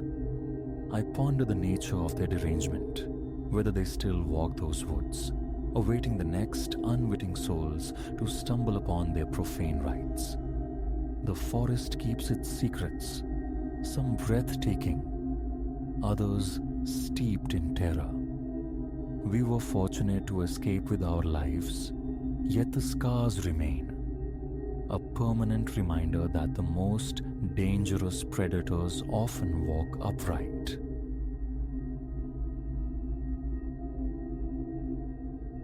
Silence possesses a peculiar alchemy, transforming tranquility into dread with unnerving speed. One moment, the campsite breathed a quietude born of crackling embers, the soft sibilance of leaves caressed by a night breeze, the murmurous thrum of a nearby creek. Peace. Then I pushed through the tent flap, and the world outside held its breath. The air thickened, pressing close, the cherished isolation curdling into something sharp-edged, something demanding escape. Rising in the dead of night hadn't been the plan. This was meant to be sanctuary. Just myself and a constellation of friends adrift for a weekend from the everyday. Simplicity itself, canvas shelters pitched, sustenance coaxed from flame, the vast indifference of the stars our only ceiling. We'd burrowed deep into the woods, far from any sign of others, following a map drawn from the digital ether by Finn. My closest friend had promised seclusion, nature unadulterated. Initially, the promise held. Perfection even. But now, bathed only in the fire's waning orange pulse, a regret began to bloom in the pit of my stomach, forever agreeing to this remoteness. I edged toward the flames, seeking their meager warmth against the chill crawling my spine. The forest was profoundly silent. That was the crux of the wrongness. One never truly registers the wood's constant symphony until it abruptly ceases. No insectile hum, no distant animal cry, no rustle of unseen life, only an unnerving, soundless void. And then, the impressions in the dirt. Finn had mentioned tracks earlier, dismissed easily as a lone hiker's passage. But these, stark in the firelight, were fresh. They inscribed a circuit around our tents. Large prints, impossibly so, their depth suggesting a weight beyond human measure, pressed into the soft earth. Too many, overlapping in places, yet forming a deliberate, almost ritualistic circle. A patient, predatory perimeter. My heart hammered against my ribs as I knelt, tracing the edge of one gouge. Not random wandering. Pacing. Watching. I straightened, skin prickling with the undeniable certainty of being observed. A slow turn, scanning the impenetrable darkness just beyond the fire's reach. Nothing stirred, yet the sensation of a hidden gaze remained, heavy and unwavering. Taking a shallow, unsteady breath, I moved to Finn's tent, whispering his name against the canvas. Finn, wake up. A muffled groan, the shifting of a sleeping bag. Elias? What time? Doesn't matter, I hissed, eyes darting toward the tree line. Get out here. Now. Some tremor in my voice must have cut through his drowsiness. Seconds later, Finn emerged, blinking against the dim light, confusion etched on his face. What's happening? I simply pointed. His gaze followed the unnatural trackway, his expression draining of color as he absorbed the pattern. He stood mute for a long moment, staring first at the disturbed earth, then into the silent trees, as if expecting immediate confirmation of our fears. An animal, I ventured, already knowing the hollowness of the question. He shook his head, his voice low and taut. No. Too precise. This wasn't any animal. A cold sweat slicked the back of my neck. The unspoken thought hung between us. Something sentient had been here, circling us in our sleep, observing, perhaps waiting. The others? Finn breathed, barely audible. Wake them. I nodded, a shared urgency propelling us. We roused Maya and Ben, their initial sleepy protests dissolving into wide-eyed fear the instant they saw the prints. Gods, what is that? Ben whispered, transfixed by the tracks. Who comes out? Here. That's just it, Finn countered, his gaze sweeping the surrounding darkness nervously. I don't think it was anyone. Maya hugged herself against the night air, shivering. So? We can't just sit here. She was right. The prospect of remaining cocooned in flimsy tents, aware of that methodical circling, was intolerable. Yet the alternative? Plunging into the pitch-black labyrinth of the woods, navigating the winding trail back to the car? It felt like trading one danger for another, potentially worse. We huddled by the fire, a frantic, whispered debate ensuing. All the while, the oppressive feeling of scrutiny intensified, a certainty that the maker of the prints lingered just outside the firelight's frail boundary. Then, a sound shattered the stillness, a sharp crack from the woods like a heavy footfall snapping a dry branch. We froze, heads snapping in unison toward the noise. It came again, closer. Another distinct fracture of wood, followed by the undeniable crunch of leaves underfoot.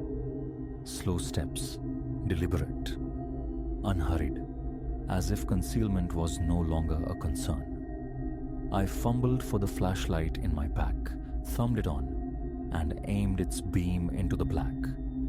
The light sliced through the nearest trees, but revealed only deeper shadows beyond its reach. "What is that?"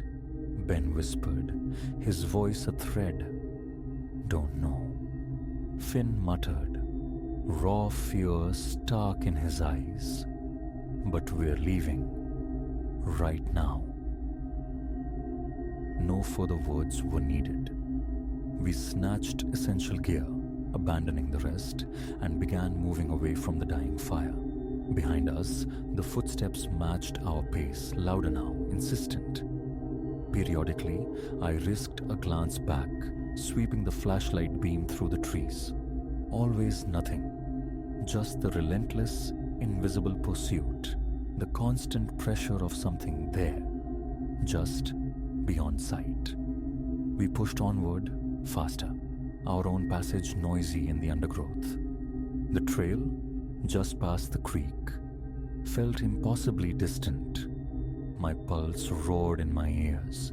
Breath came in shallow, ragged gasps. It happened again. Not distant this time. Close. Frighteningly close. Another sharp snap, immediately followed by a low, guttural noise, a rasping inhalation that was almost a growl, yet utterly alien. It scraped along my nerves, raising gooseflesh. I spun, flashlight beam stabbing backward. Again, nothing. No shape, no movement, only the black, vacant woods. "Almost there," Finn urged, his voice strained. "Keep moving." We reached the creek, splashing recklessly through the cold water. The trail proper opened up on the far bank, a pale ribbon leading toward the distant parking area. Relief surged, fragile and fleeting. Because behind us, the footsteps ceased. Abruptly, the world plunged back into that suffocating, absolute silence. No snaps, no rustling, nothing. Then, from the trees flanking the trail to our right, a flicker of motion. I jerked the flashlight beam sideways. It caught a fleeting impression.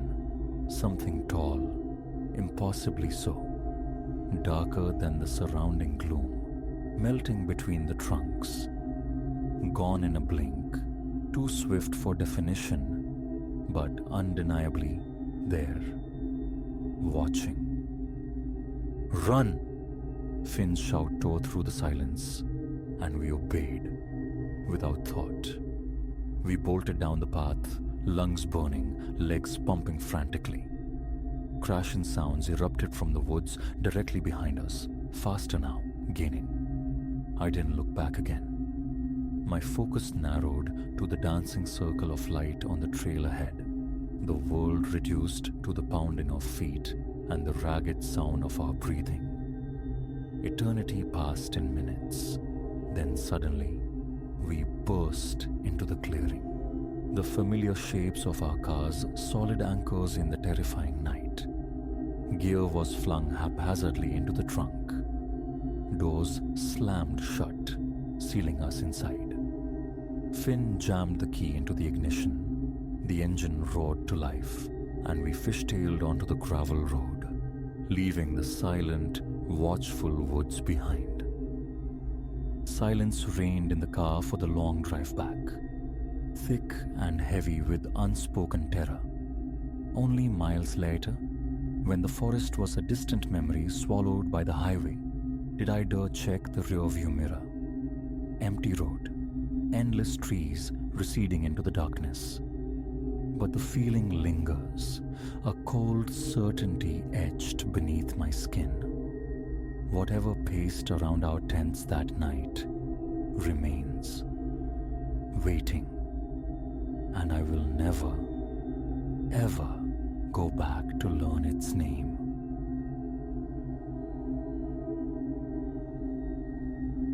Dawn's first hesitant light bled through the dense weave of branches, painting the violated earth of my camp in strokes of grey and red. I stood amidst the wreckage, tent fabric hanging in ribbons, provisions strewn like entrails, and a coldness unrelated to the morning air coiled deep within my gut. The truth struck with the force of a physical impact. I shared these woods, and my unseen companion had been a silent sentinel through the long dark hours. This solitary pilgrimage, planned for cycles of the moon, was meant as balm for a soul frayed by the city's clamor. Whisperwood, they called it, famed for its untamed heart and formidable pathways. An adept of the trail, I'd believed myself equal to any challenge the wild could muster. Arrogance I saw now, plain and stark. 2 suns had risen and set on perfect solitude, days spent threading deeper into the forest's core, far adrift from any charted route, absorbing the profound quietude, the raw magnificence. By the third dusk, I discovered an ideal haven, a small, level clearing beside a brook whose murmurings promised peace, encircled by sentinel pines. Sleep had claimed me easily then, cradled by the forest's gentle nocturne. That tranquility felt lifetimes ago, standing now in the desecrated clearing. My hands trembled as I retrieved my pack, its tough canvas brutally rent.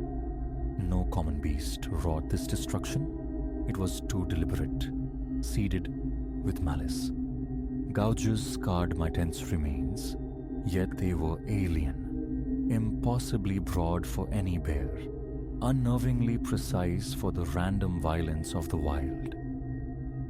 A metallic gleam snagged my gaze. Bending, breath hitched, I saw my hunting knife. Last night, it rested secure in its sheath inside my tent. Now it lay naked on the damp earth, its blade smeared with a dark, viscous ichor. My heart hammered against my ribs. I scanned the encircling trees, the dense wall of green suddenly menacing, feeling utterly exposed. The forest, yesterday a sanctuary, now felt like a trap, its shadows pregnant with unknowable threats. Escape, back to the known world, to perceived safety. The imperative screamed in my mind. But as I sought a bearing, tendrils of panic tightened their grip. In my eagerness for the perfect, secluded spot, I'd wandered far from established paths. Direction itself seemed a forgotten concept. Behind me, a twig cracked, sharp and definitive. I spun, the knife's hilt slick in my white-knuckled fist. Nothing. Only trees receding into deeper shade, only the play of light and shadow. Yet the sensation of being observed prickled across my skin, potent and unwavering. Eyes watched, waited. With jerky, frantic movements, I salvaged what I could, stuffing remnants of survival into the violated pack. Meager food, water filter, the first aid kit, fragments against the encroaching unknown. I fought to leash my galloping thoughts, to impose reason. Sunlight climbed, burning off the spectral mist. Staying was unthinkable. The architect of this ruin might return. A confrontation I craved less than life itself. I had to move. Find the trail. Find a way out. I shouldered the pack, its unfamiliar lightness a grim reminder of my losses. The knife felt substantial, a cold comfort, yet I harbored no illusions of its efficacy against whatever lurked just beyond sight. Choosing a direction that felt marginally less wrong than the others, I began to walk. The woods stirred with morning's chorus, birdsong, the rustle of unseen creatures in the undergrowth. but beneath it pulsed a discordant hum, a fundamental wrongness that set my teeth on edge. Hours bled into a featureless trek through an arboreal labyrinth. Each tree mirrored the last, every clearing a frustrating echo. I tried navigating by the sun, keeping it to my left, praying it would guide me eastward towards the trailhead. But the day aged, the forest refusing to yield, and doubt, cold and insidious, began to bloom. Mid-afternoon brought it, a sound alien to these woods, dissonant and vile, a low guttural growl that seemed to emanate from the very air around me, sourceless yet omnipresent. I froze, blood turning to slush. Again, the growl, nearer now. Movement flickered at the edge of vision, a suggestion of dark mass shifting between trunks, the brief, feral glint of eyes.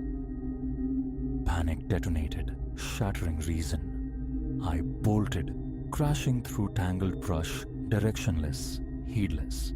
Branches lashed my face, roots coiled like snares, threatening to seize me with every stride. I didn't falter. The crashing sounds of pursuit echoed my frantic rhythm, fueling the desperate flight. Time dissolved in the vertiginous green rush. Lungs burned, muscles screamed.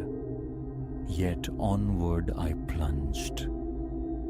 Then, bursting into a small glade, momentum betrayed me.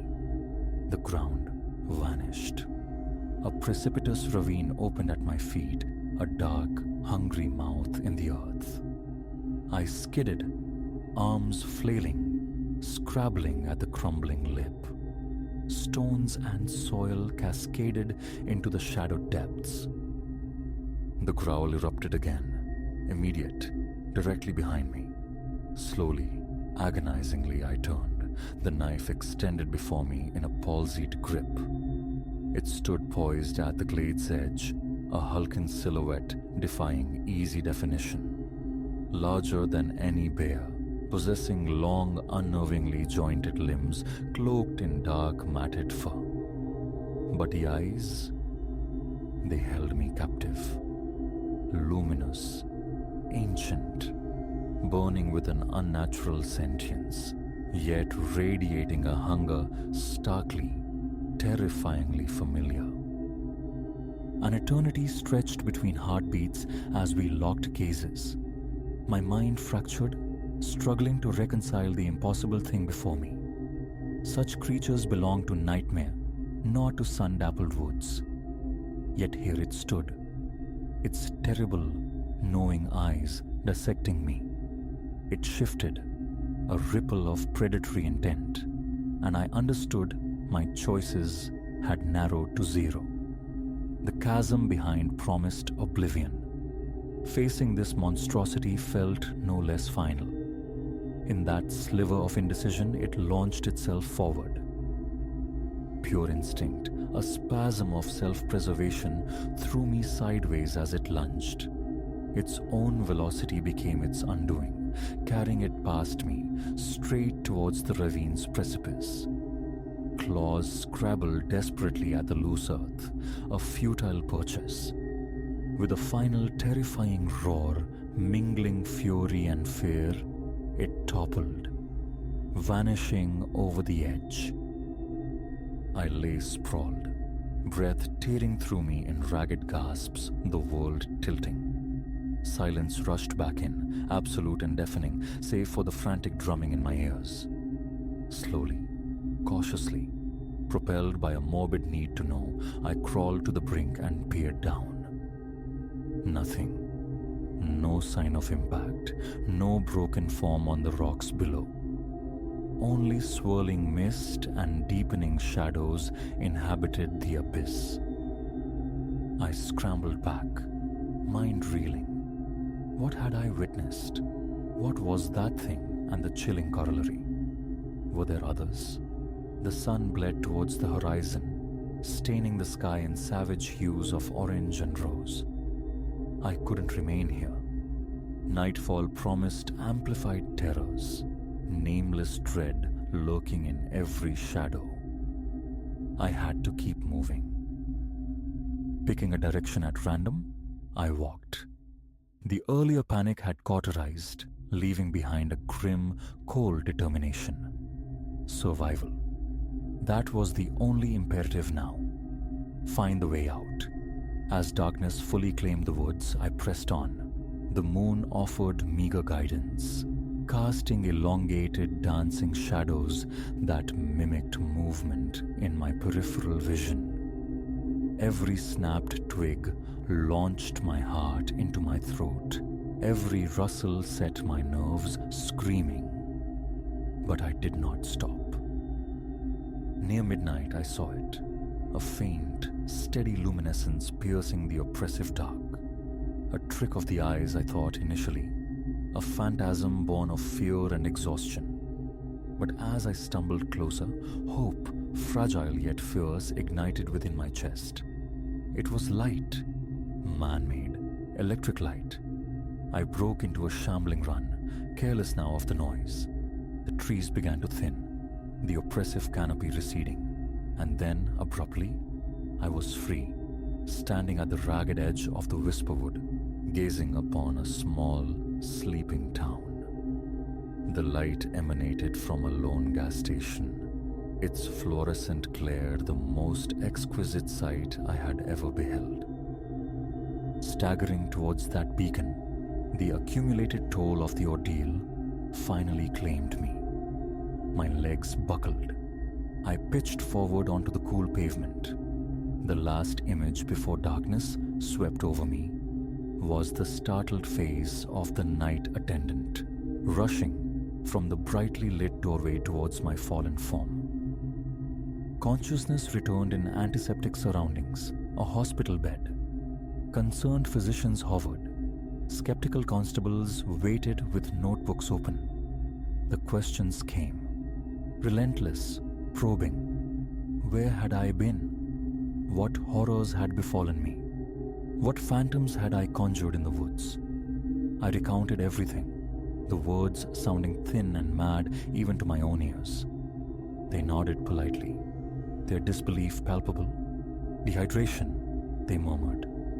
Exhaustion. Hallucinogenic flora, perhaps. The gashes and bruises, merely the consequence of a panicked flight through unforgiving terrain. But I carry the truth, branded onto my memory. I know what I saw. I know what secrets the deep places like Whisperwood conceal. And I know, with chilling certainty, that others will eventually stray too far. Will learn firsthand what abominations lurk just beyond the veil of our mundane world. As for me, the wild holds no further charm. My hiking days are done. Yet sometimes, when the night is deep and the wind moans like something lost, my gaze drifts towards the distant dark slash of the tree line. And I cannot shake the feeling that sometimes, from the deep woods, something still watches and waits.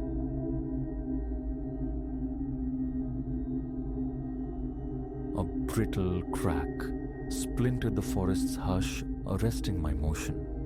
Breath caught, a knot in my throat. I strained against the oppressive silence, listening. Again, the undeniable compression of detritus beneath a weighted tread. Something or someone navigated the inkwell blackness nearby, its presence a palpable weight. And I, utterly alone, leagues from any semblance of settlement, armed with naught but a faltering beam from a dying torch and the garments clinging to my skin. Elias, they call me. 29 years spun out in Portland's urban sprawl, chasing elusive moments through a camera lens. Wildlife, specifically the ghost-like grey wolf, had lured me to this forsaken tract of Oregonian wilderness. A simple 3-day immersion, or so the plan dictated. Yet standing here, Heart hammering a frantic rhythm against my ribs, the assignment warped into something primal, perilous.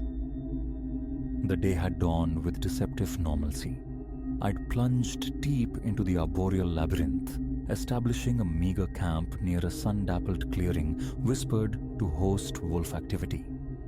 Twilight bled across the sky as I ventured forth, camera poised, seeking my quarry in the day's dying embers. But with the true fall of night, disorientation began its insidious creep. First, the digital compass spun uselessly, severing my tether to known coordinates.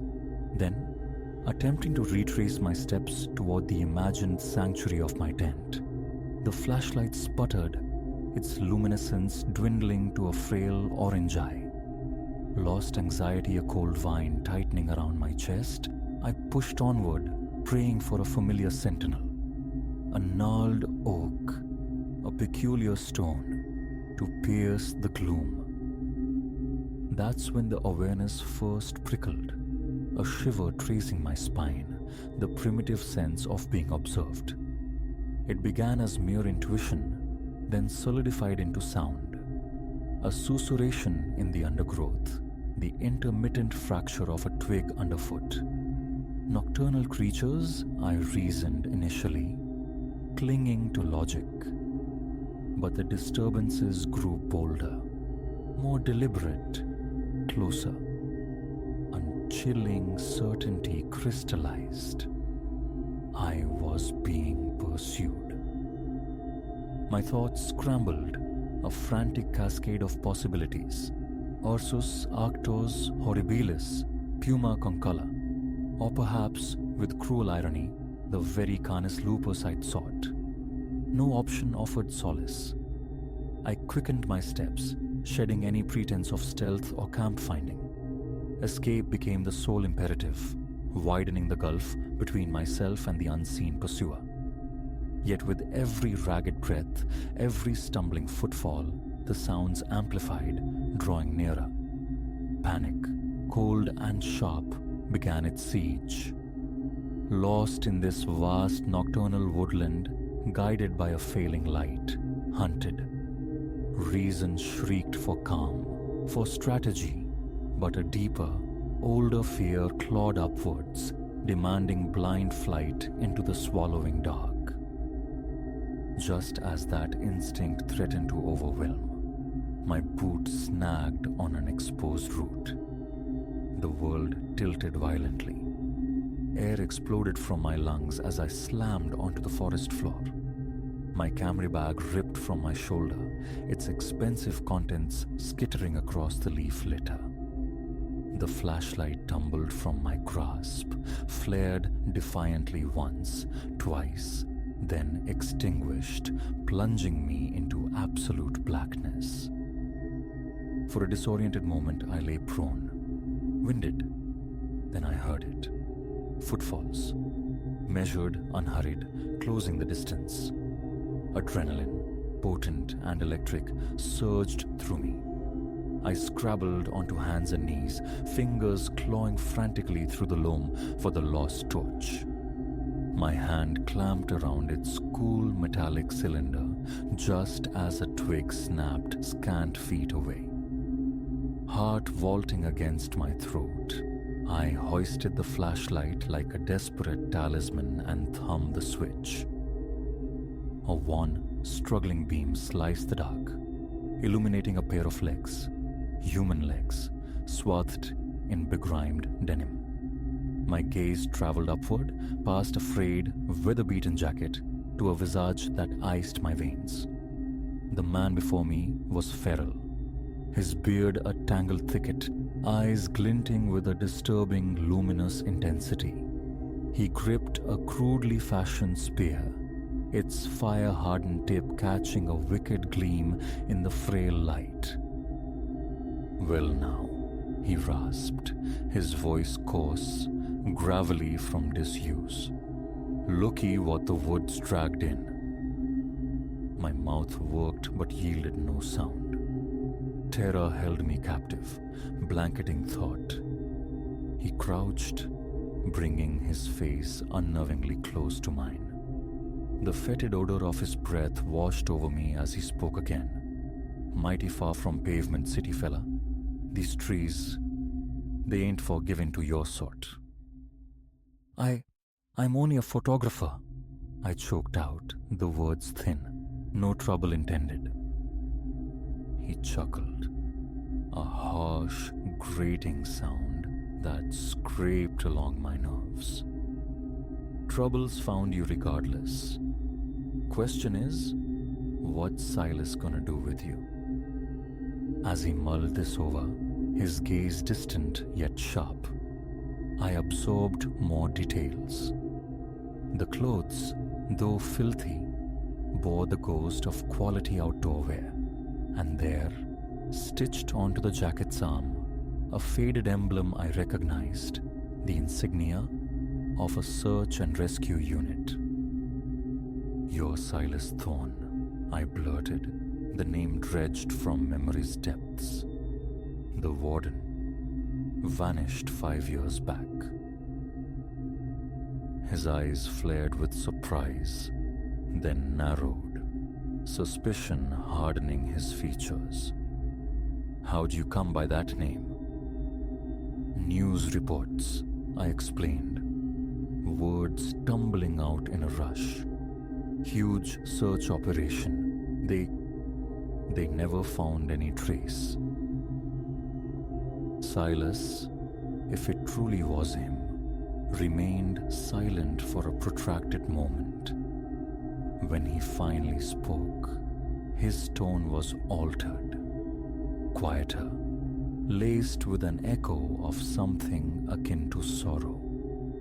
"Didn't search hard enough, didn't look where the wild things hide." "What happened?"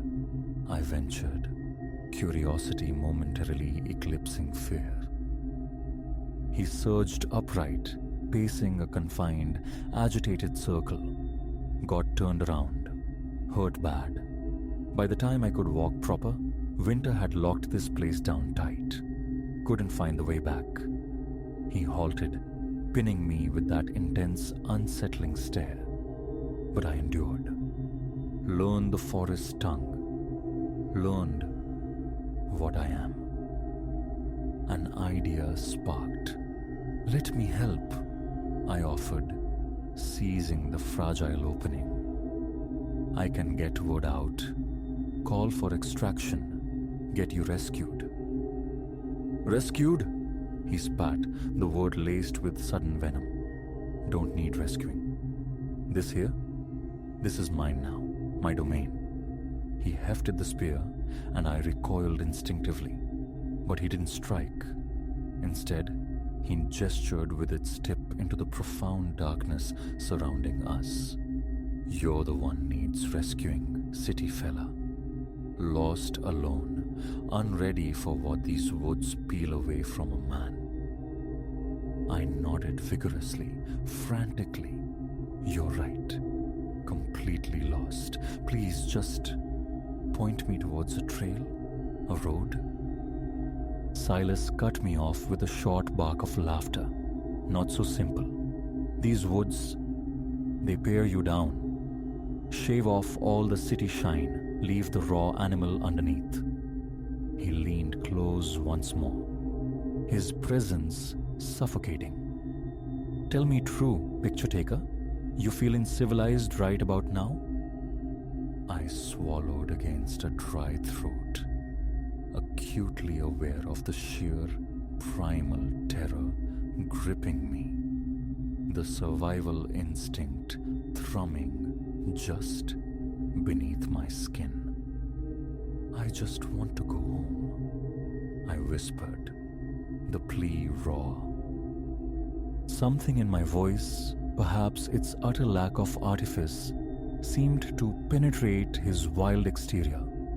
Silas straightened, the conflict visible in the tense set of his jaw, the restless twisting of the spear in his grip. He stood locked in some internal battle. Finally, a long, ragged sigh escaped him. "All right, city fella, I'll lead you out. Not 'cause I gave a damn about your hide, 'cause I got a message needs carrying. Hope, sudden and fierce, flared in my chest. Anything. What is it? Tell him Silas Thorne lives. But tell him don't come seeking. This is my place now, and I'll defend it. With that abrupt declaration, he turned and began to walk into the trees. I scrambled, gathering my scattered gear with trembling hands, then lurched after him, terrified of losing sight of this strange, dangerous savior in the pervasive gloom. We walked for what felt like an eternity. Silas moved with a liquid grace, an innate understanding of the terrain, while I stumbled and crashed in his wake. Occasionally, he spoke, offering fragmented shards of his existence. The near-fatal first winter, the slow, brutal adaptation, the gradual erosion of any desire to rejoin the world he'd left behind. As the first fragile hints of dawn began to dilute the darkness, a sound reached my ears that made my spirit soar. The distant hum of tires on pavement. We were approaching a road. Silas halted abruptly at the forest fringe. Here's where I leave you. Follow that asphalt west. Gas station about 5 miles on. He turned to melt back into the dense woods, then paused, looking back one last time. Remember your promise, city fella. Tell him I'm alive. Tell him I'm where I belong. Before another word could be spoken, he vanished into the undergrowth, leaving me blinking at the roadside alone once more. The remainder of the day unfolded in a surreal haze. Reaching the gas station, making the call, the debriefings with the county sheriff and the forest service, it all felt distant, dreamlike. But I honored my pact with Silas. I spoke only of getting lost, of finding my own way, back through sheer luck. In the weeks that followed, the physical scratches healed, but the mental imprint lingered. I wrestled often with the weight of Silas Thorne's secret. Had I betrayed his family by withholding the truth, denying them closure? Yet a stronger current within me acknowledged the validity of his choice. The wilderness had irrevocably reshaped him, just as its shadow had touched me in a single, terrifying night. I never ventured back into those woods. The allure of capturing wildlife on film had evaporated. But sometimes, when the night is deep and the wind sighs through the branches outside my window, I think of Silas Thorne out there in his vast, untamed kingdom, and I question who amongst us is truly tethered and who has found a fiercer kind of freedom.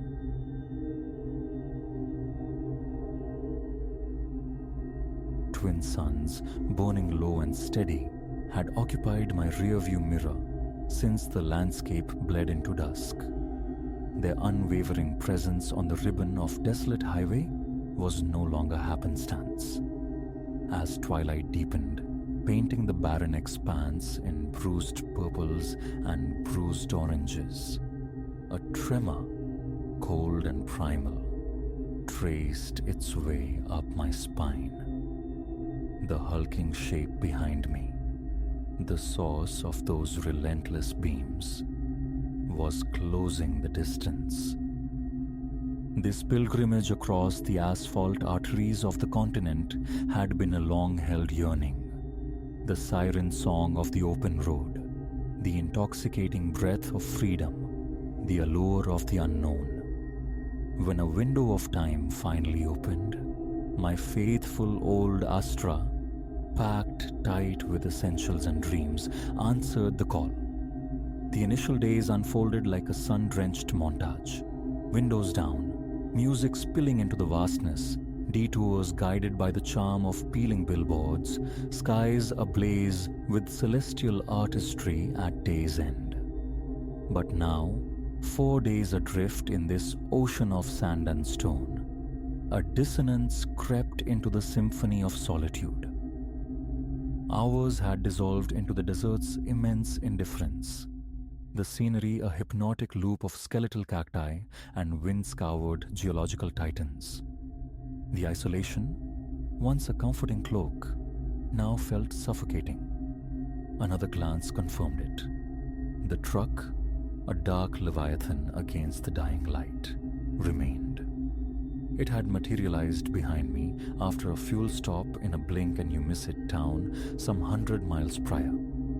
Initially dismissed, desert arteries carry all kinds of traffic.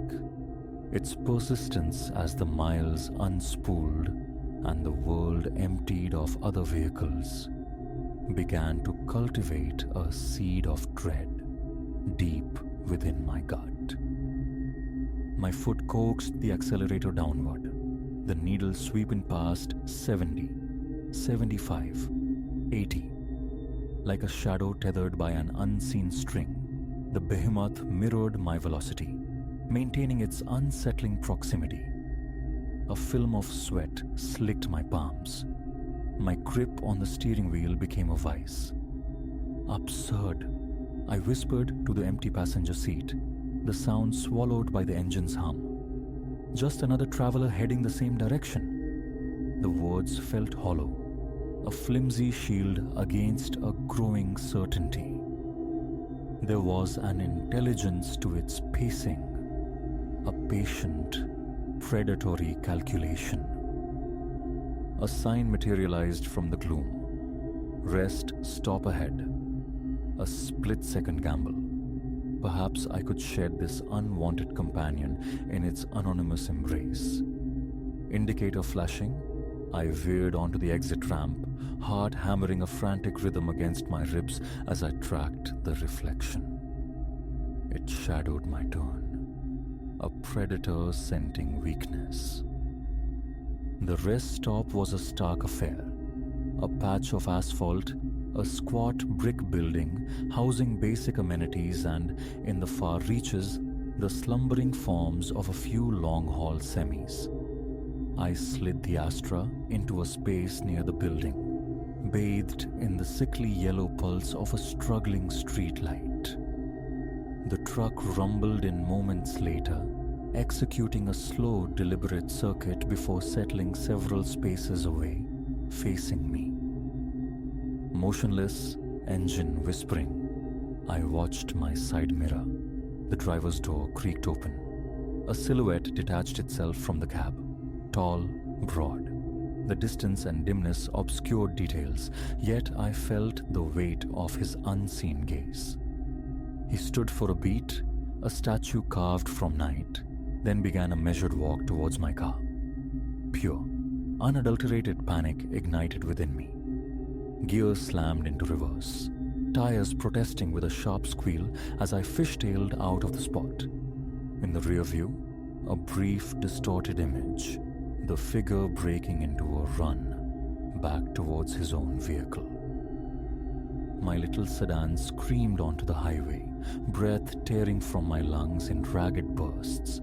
Behind me, the truck's engine erupted, its headlights flaring like angry eyes, joining the pursuit.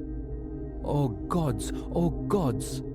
became a frantic mantra, my foot pinning the accelerator to the floor.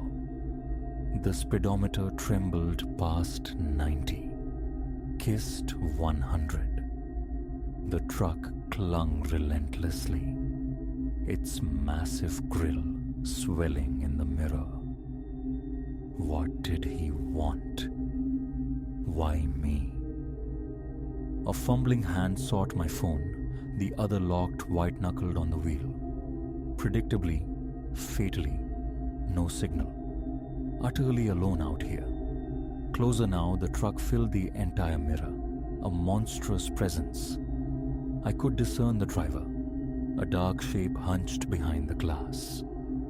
My Astra vibrated violently as we breached 110 miles per hour. Abruptly, the truck surged into the adjacent lane. air lodged in my throat as it drew parallel. A sideways glance instantly regretted. He was staring directly at me, darkness failing to conceal the twisted amusement etched onto his features. His engine roared, a guttural challenge, and he swerved deliberately towards my lane. Instinct wrenched the wheel. The shoulder gravel spat against the undercarriage as I narrowly avoided the collision. My pulse roared in my ears. Eyes scanned desperately for any deviation, any escape. Ahead, an exit snaking away into the hills. Without conscious thought, I yanked the wheel hard right. Tires screamed their agony as the Astra flew down the ramp, kissing the guardrail. The new road was a treacherous black ribbon winding through unseen contours. I navigated the curves with reckless abandon, praying the machine beneath me wouldn't betray me. In the mirror, the truck's headlights swung wildly as it negotiated the turn, momentarily falling back, granting precious seconds. I pushed the Astra to its absolute limit, each bend taken faster than the last, the engine whining a high-pitched lament. Trees became indistinct smears in the periphery. Destination unknown, irrelevant. Anywhere was preferable to being hunted on the open highway. After an eternity compressed into minutes, lights shimmered ahead. Civilization? Salvation? Relief threatened to buckle my knees. But as I drew nearer, the hope curdled. Not a town, a sprawling fenced compound of some sort. A sign, glimpsed too fleetingly to decipher. Industrial, perhaps? My foot slammed the brakes, the car skidding to a halt inches from heavy, impassable metal gates. Beside them stood a small guardhouse, dark and lifeless. No, please no, I whimpered, gaze darting frantically. The gate, my only potential shield, but utterly impenetrable. The rising snarl of an engine from the direction I'd come spurred me to action. I flung open my door and scrambled towards the guardhouse, a desperate hope flickering. A button, a lever, anything. I'd barely reached its shadowed wall when the world exploded in light and sound. The truck. It hadn't just followed. It was hurtling down the narrow road directly towards me. Time warped, stretching thin. In that horrifying clarity, I knew. He wasn't stopping. He intended to ram my car, the gate, everything. Primal instinct screamed louder than thought. I launched myself sideways, tumbling into the rough embrace of a roadside ditch scant moments before the sickening percussion of metal crushing metal shattered the night.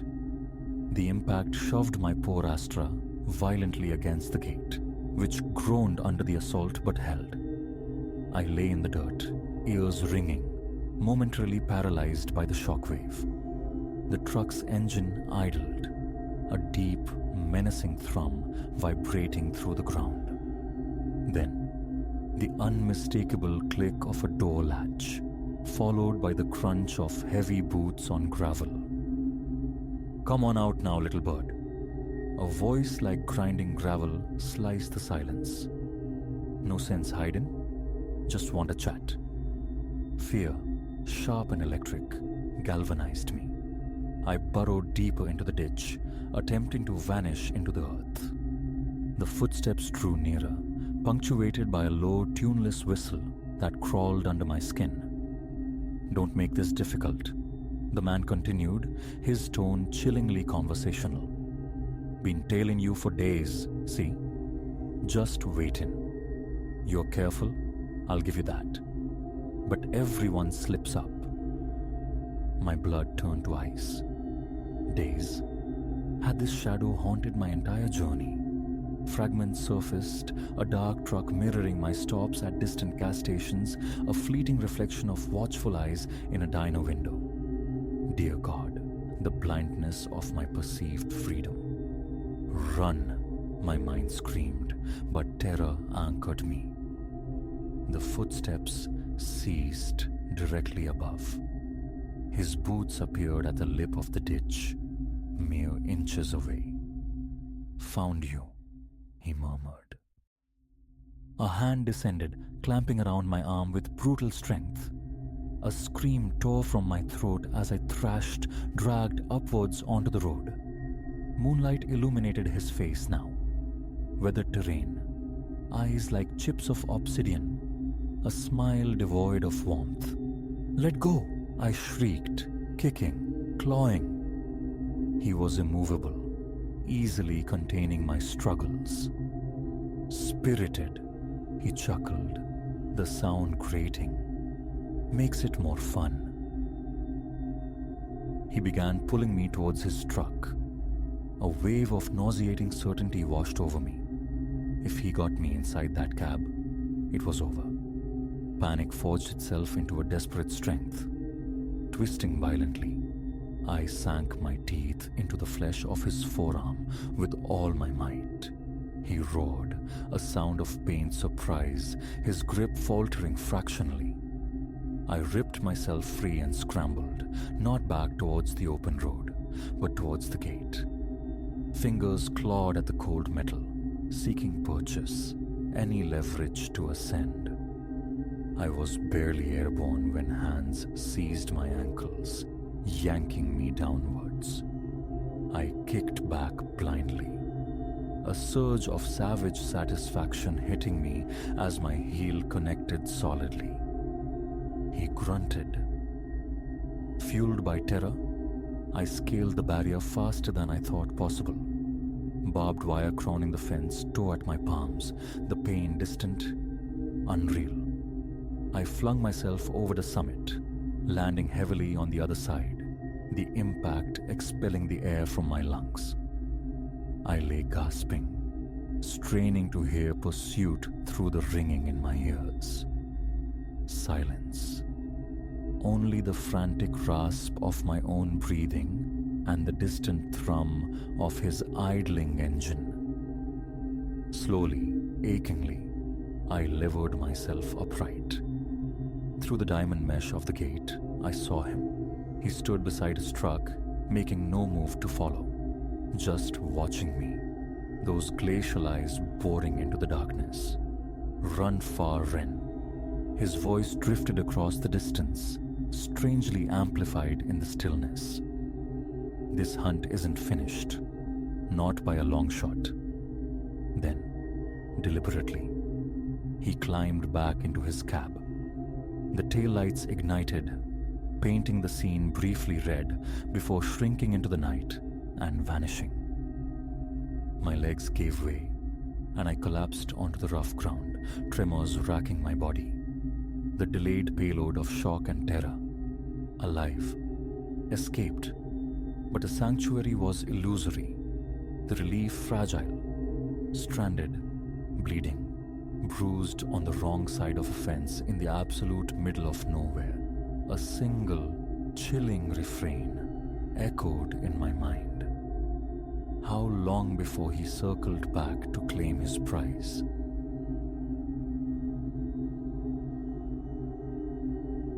Before the splintering wood and the flashing lights, before Julian Vance lunged with murder in his eyes, the Vances were merely figures sketched onto the quiet canvas of our street. Julian, Clara, and little Lily. They arrived like a postcard from a gentler time, the very picture of suburban grace. How profoundly mistaken I was, huddled here now, the lock straining against Julian's fury. Perfection, I see too late, is often the most convincing mask. It began 3 months prior, under the pale sun of early autumn. My own life lay in shards following a bitter separation. The house I'd clung to, feeling vast and hollow. Then, one crystalline Saturday, the moving van lumbered next door, breathing life into the residence that had stood dormant for what felt like an age. Through the filter of my window blinds, I watched them. Julian, possessed of an easy grace and a smile that etched pleasant lines around his eyes. Clara, delicate and fair, her flaxen hair swept back severely. And Lily, barely 6, trailing them with a solemn grip on a plush rabbit. Her small form a miniature echo of their apparent harmony. A pang of something sharp, envy perhaps, pricked me. They embodied the dream I'd chased and lost. Yet, the instinct for connection, for neighborliness, prevailed. Armed with still warm oatmeal raisin cookies, I crossed the lawn. Clara opened the door, her smile radiant, instantly welcoming. "How incredibly kind," she effused, taking the plate. "Julian, Lily, our neighbor is here." They materialized beside her, a flawless composition. Julian's handshake was firm, his gaze direct.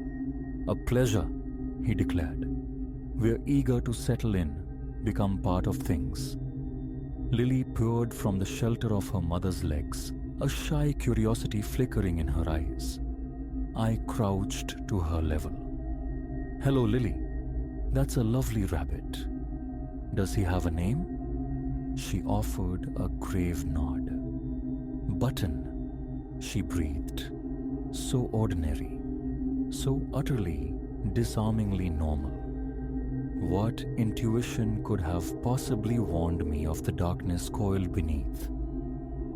Weeks unfolded, and the Vances wove themselves seamlessly into the neighborhood fabric. Clara found her place in the book circle. Julian took up coaching duties for the youth baseball team. Their backyard barbecue became the season's social centerpiece. Everyone adored them. I found myself drawn into Clara's orbit. Morning coffees became our ritual after Julian departed for work and Lily for school. Ensconced in her gleaming, sterile kitchen, we exchanged confidences, laughter echoing easily between us. Moving here was the best decision, Clara confessed one morning, cradling her mug. A necessary change after, well, you understand. My curiosity stirred. Oh, was there trouble back where you were? A fleeting darkness troubled her features, gone almost before I registered it. Just life. She deflected smoothly. Sometimes, a clean slate is all you need.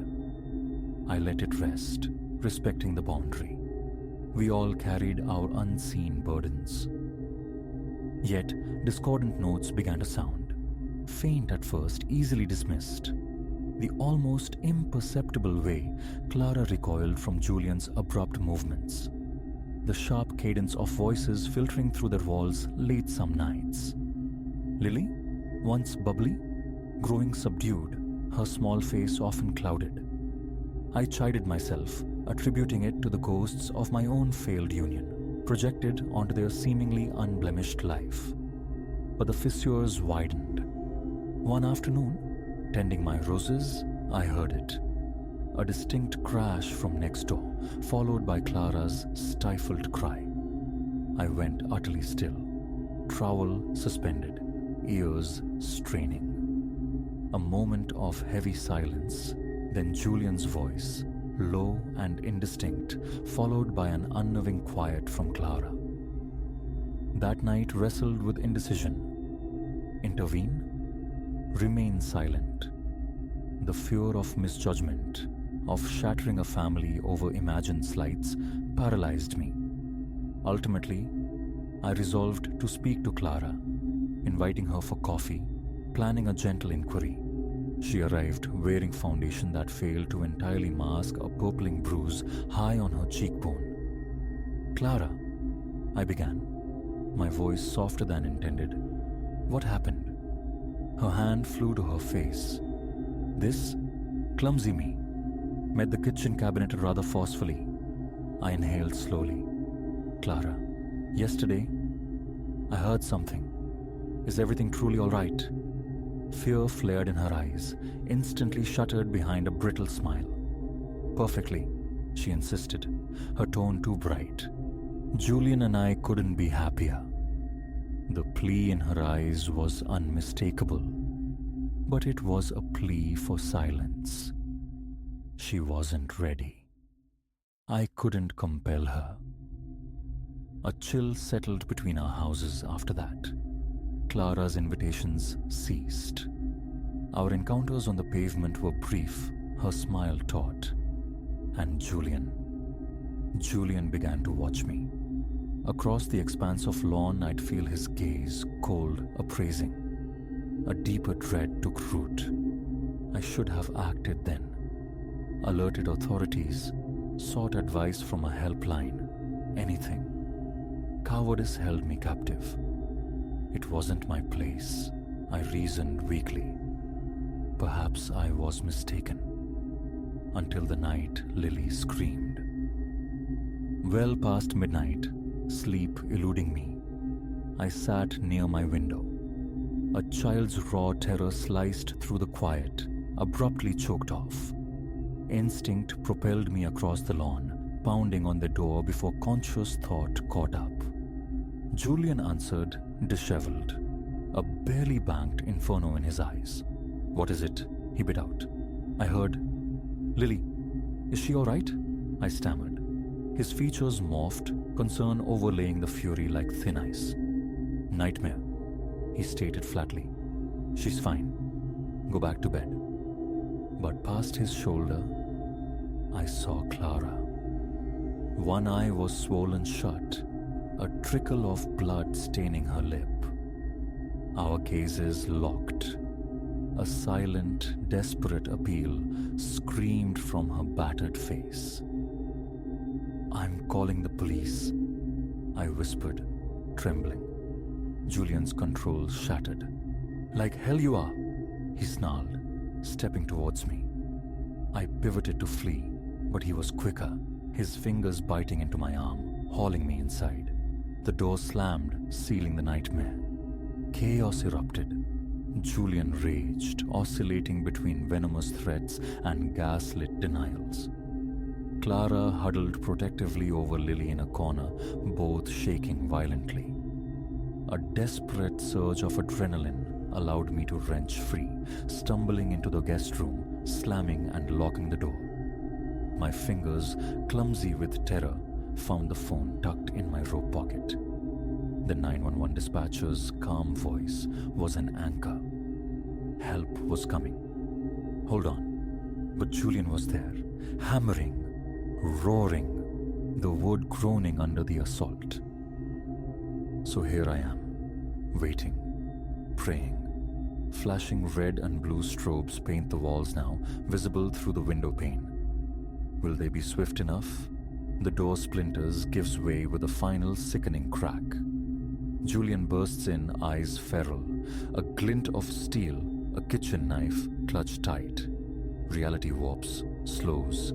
The blade arcs. Clara screams somewhere distant. Then, a cacophony of new voices. "Police! Freeze!" Julian freezes, confusion eclipsing the rage. The knife clatters. Uniformed bodies swarm him, forcing him down. The hours following dissolve into a disorienting haze. Questions asked, answers given. Clara and Lily, swaddled in blankets, guided towards waiting paramedics. Julian, cuffed, thrust into a patrol car, his glare fixing on me, cold and venomous, through the rear window. As dawn bleeds into the sky, a policewoman with kind eyes approaches. "You did the right thing," she murmurs. "You likely saved them." But watching Clara and Lily disappear down the street, haunted by the months of suspicion I'd swallow down, heroism feels grotesquely misplaced. Guilt gnaws. She must perceive it. "Listen," she says gently. "Don't carry that. You acted when it counted." I nod, unconvinced. Returning to my own house, the familiar street feels irrevocably altered. the serene illusion is fractured beyond repair. In the days that follow, fragments of the Vance's history surface, whispers of abrupt departures from other towns, patterns of fear left in their wake. How many others saw the signs, looked away? Clara and Lily never return. Word filters back there with her sister, states away. I hope desperately for their healing, for peace to find them. I am left with the chilling certainty that monstrosity can wear the most benign of masks, that true neighborliness sometimes demands terrifying courage. The house next door stands vacant, a hollow monument to buried truths, and each night, the darkness beyond my own windows feels deeper, punctuated by the imagined sounds of lives unfolding behind closed doors, leaving me to wonder. If I hear another scream pierce the suburban quiet, will I find the strength to answer,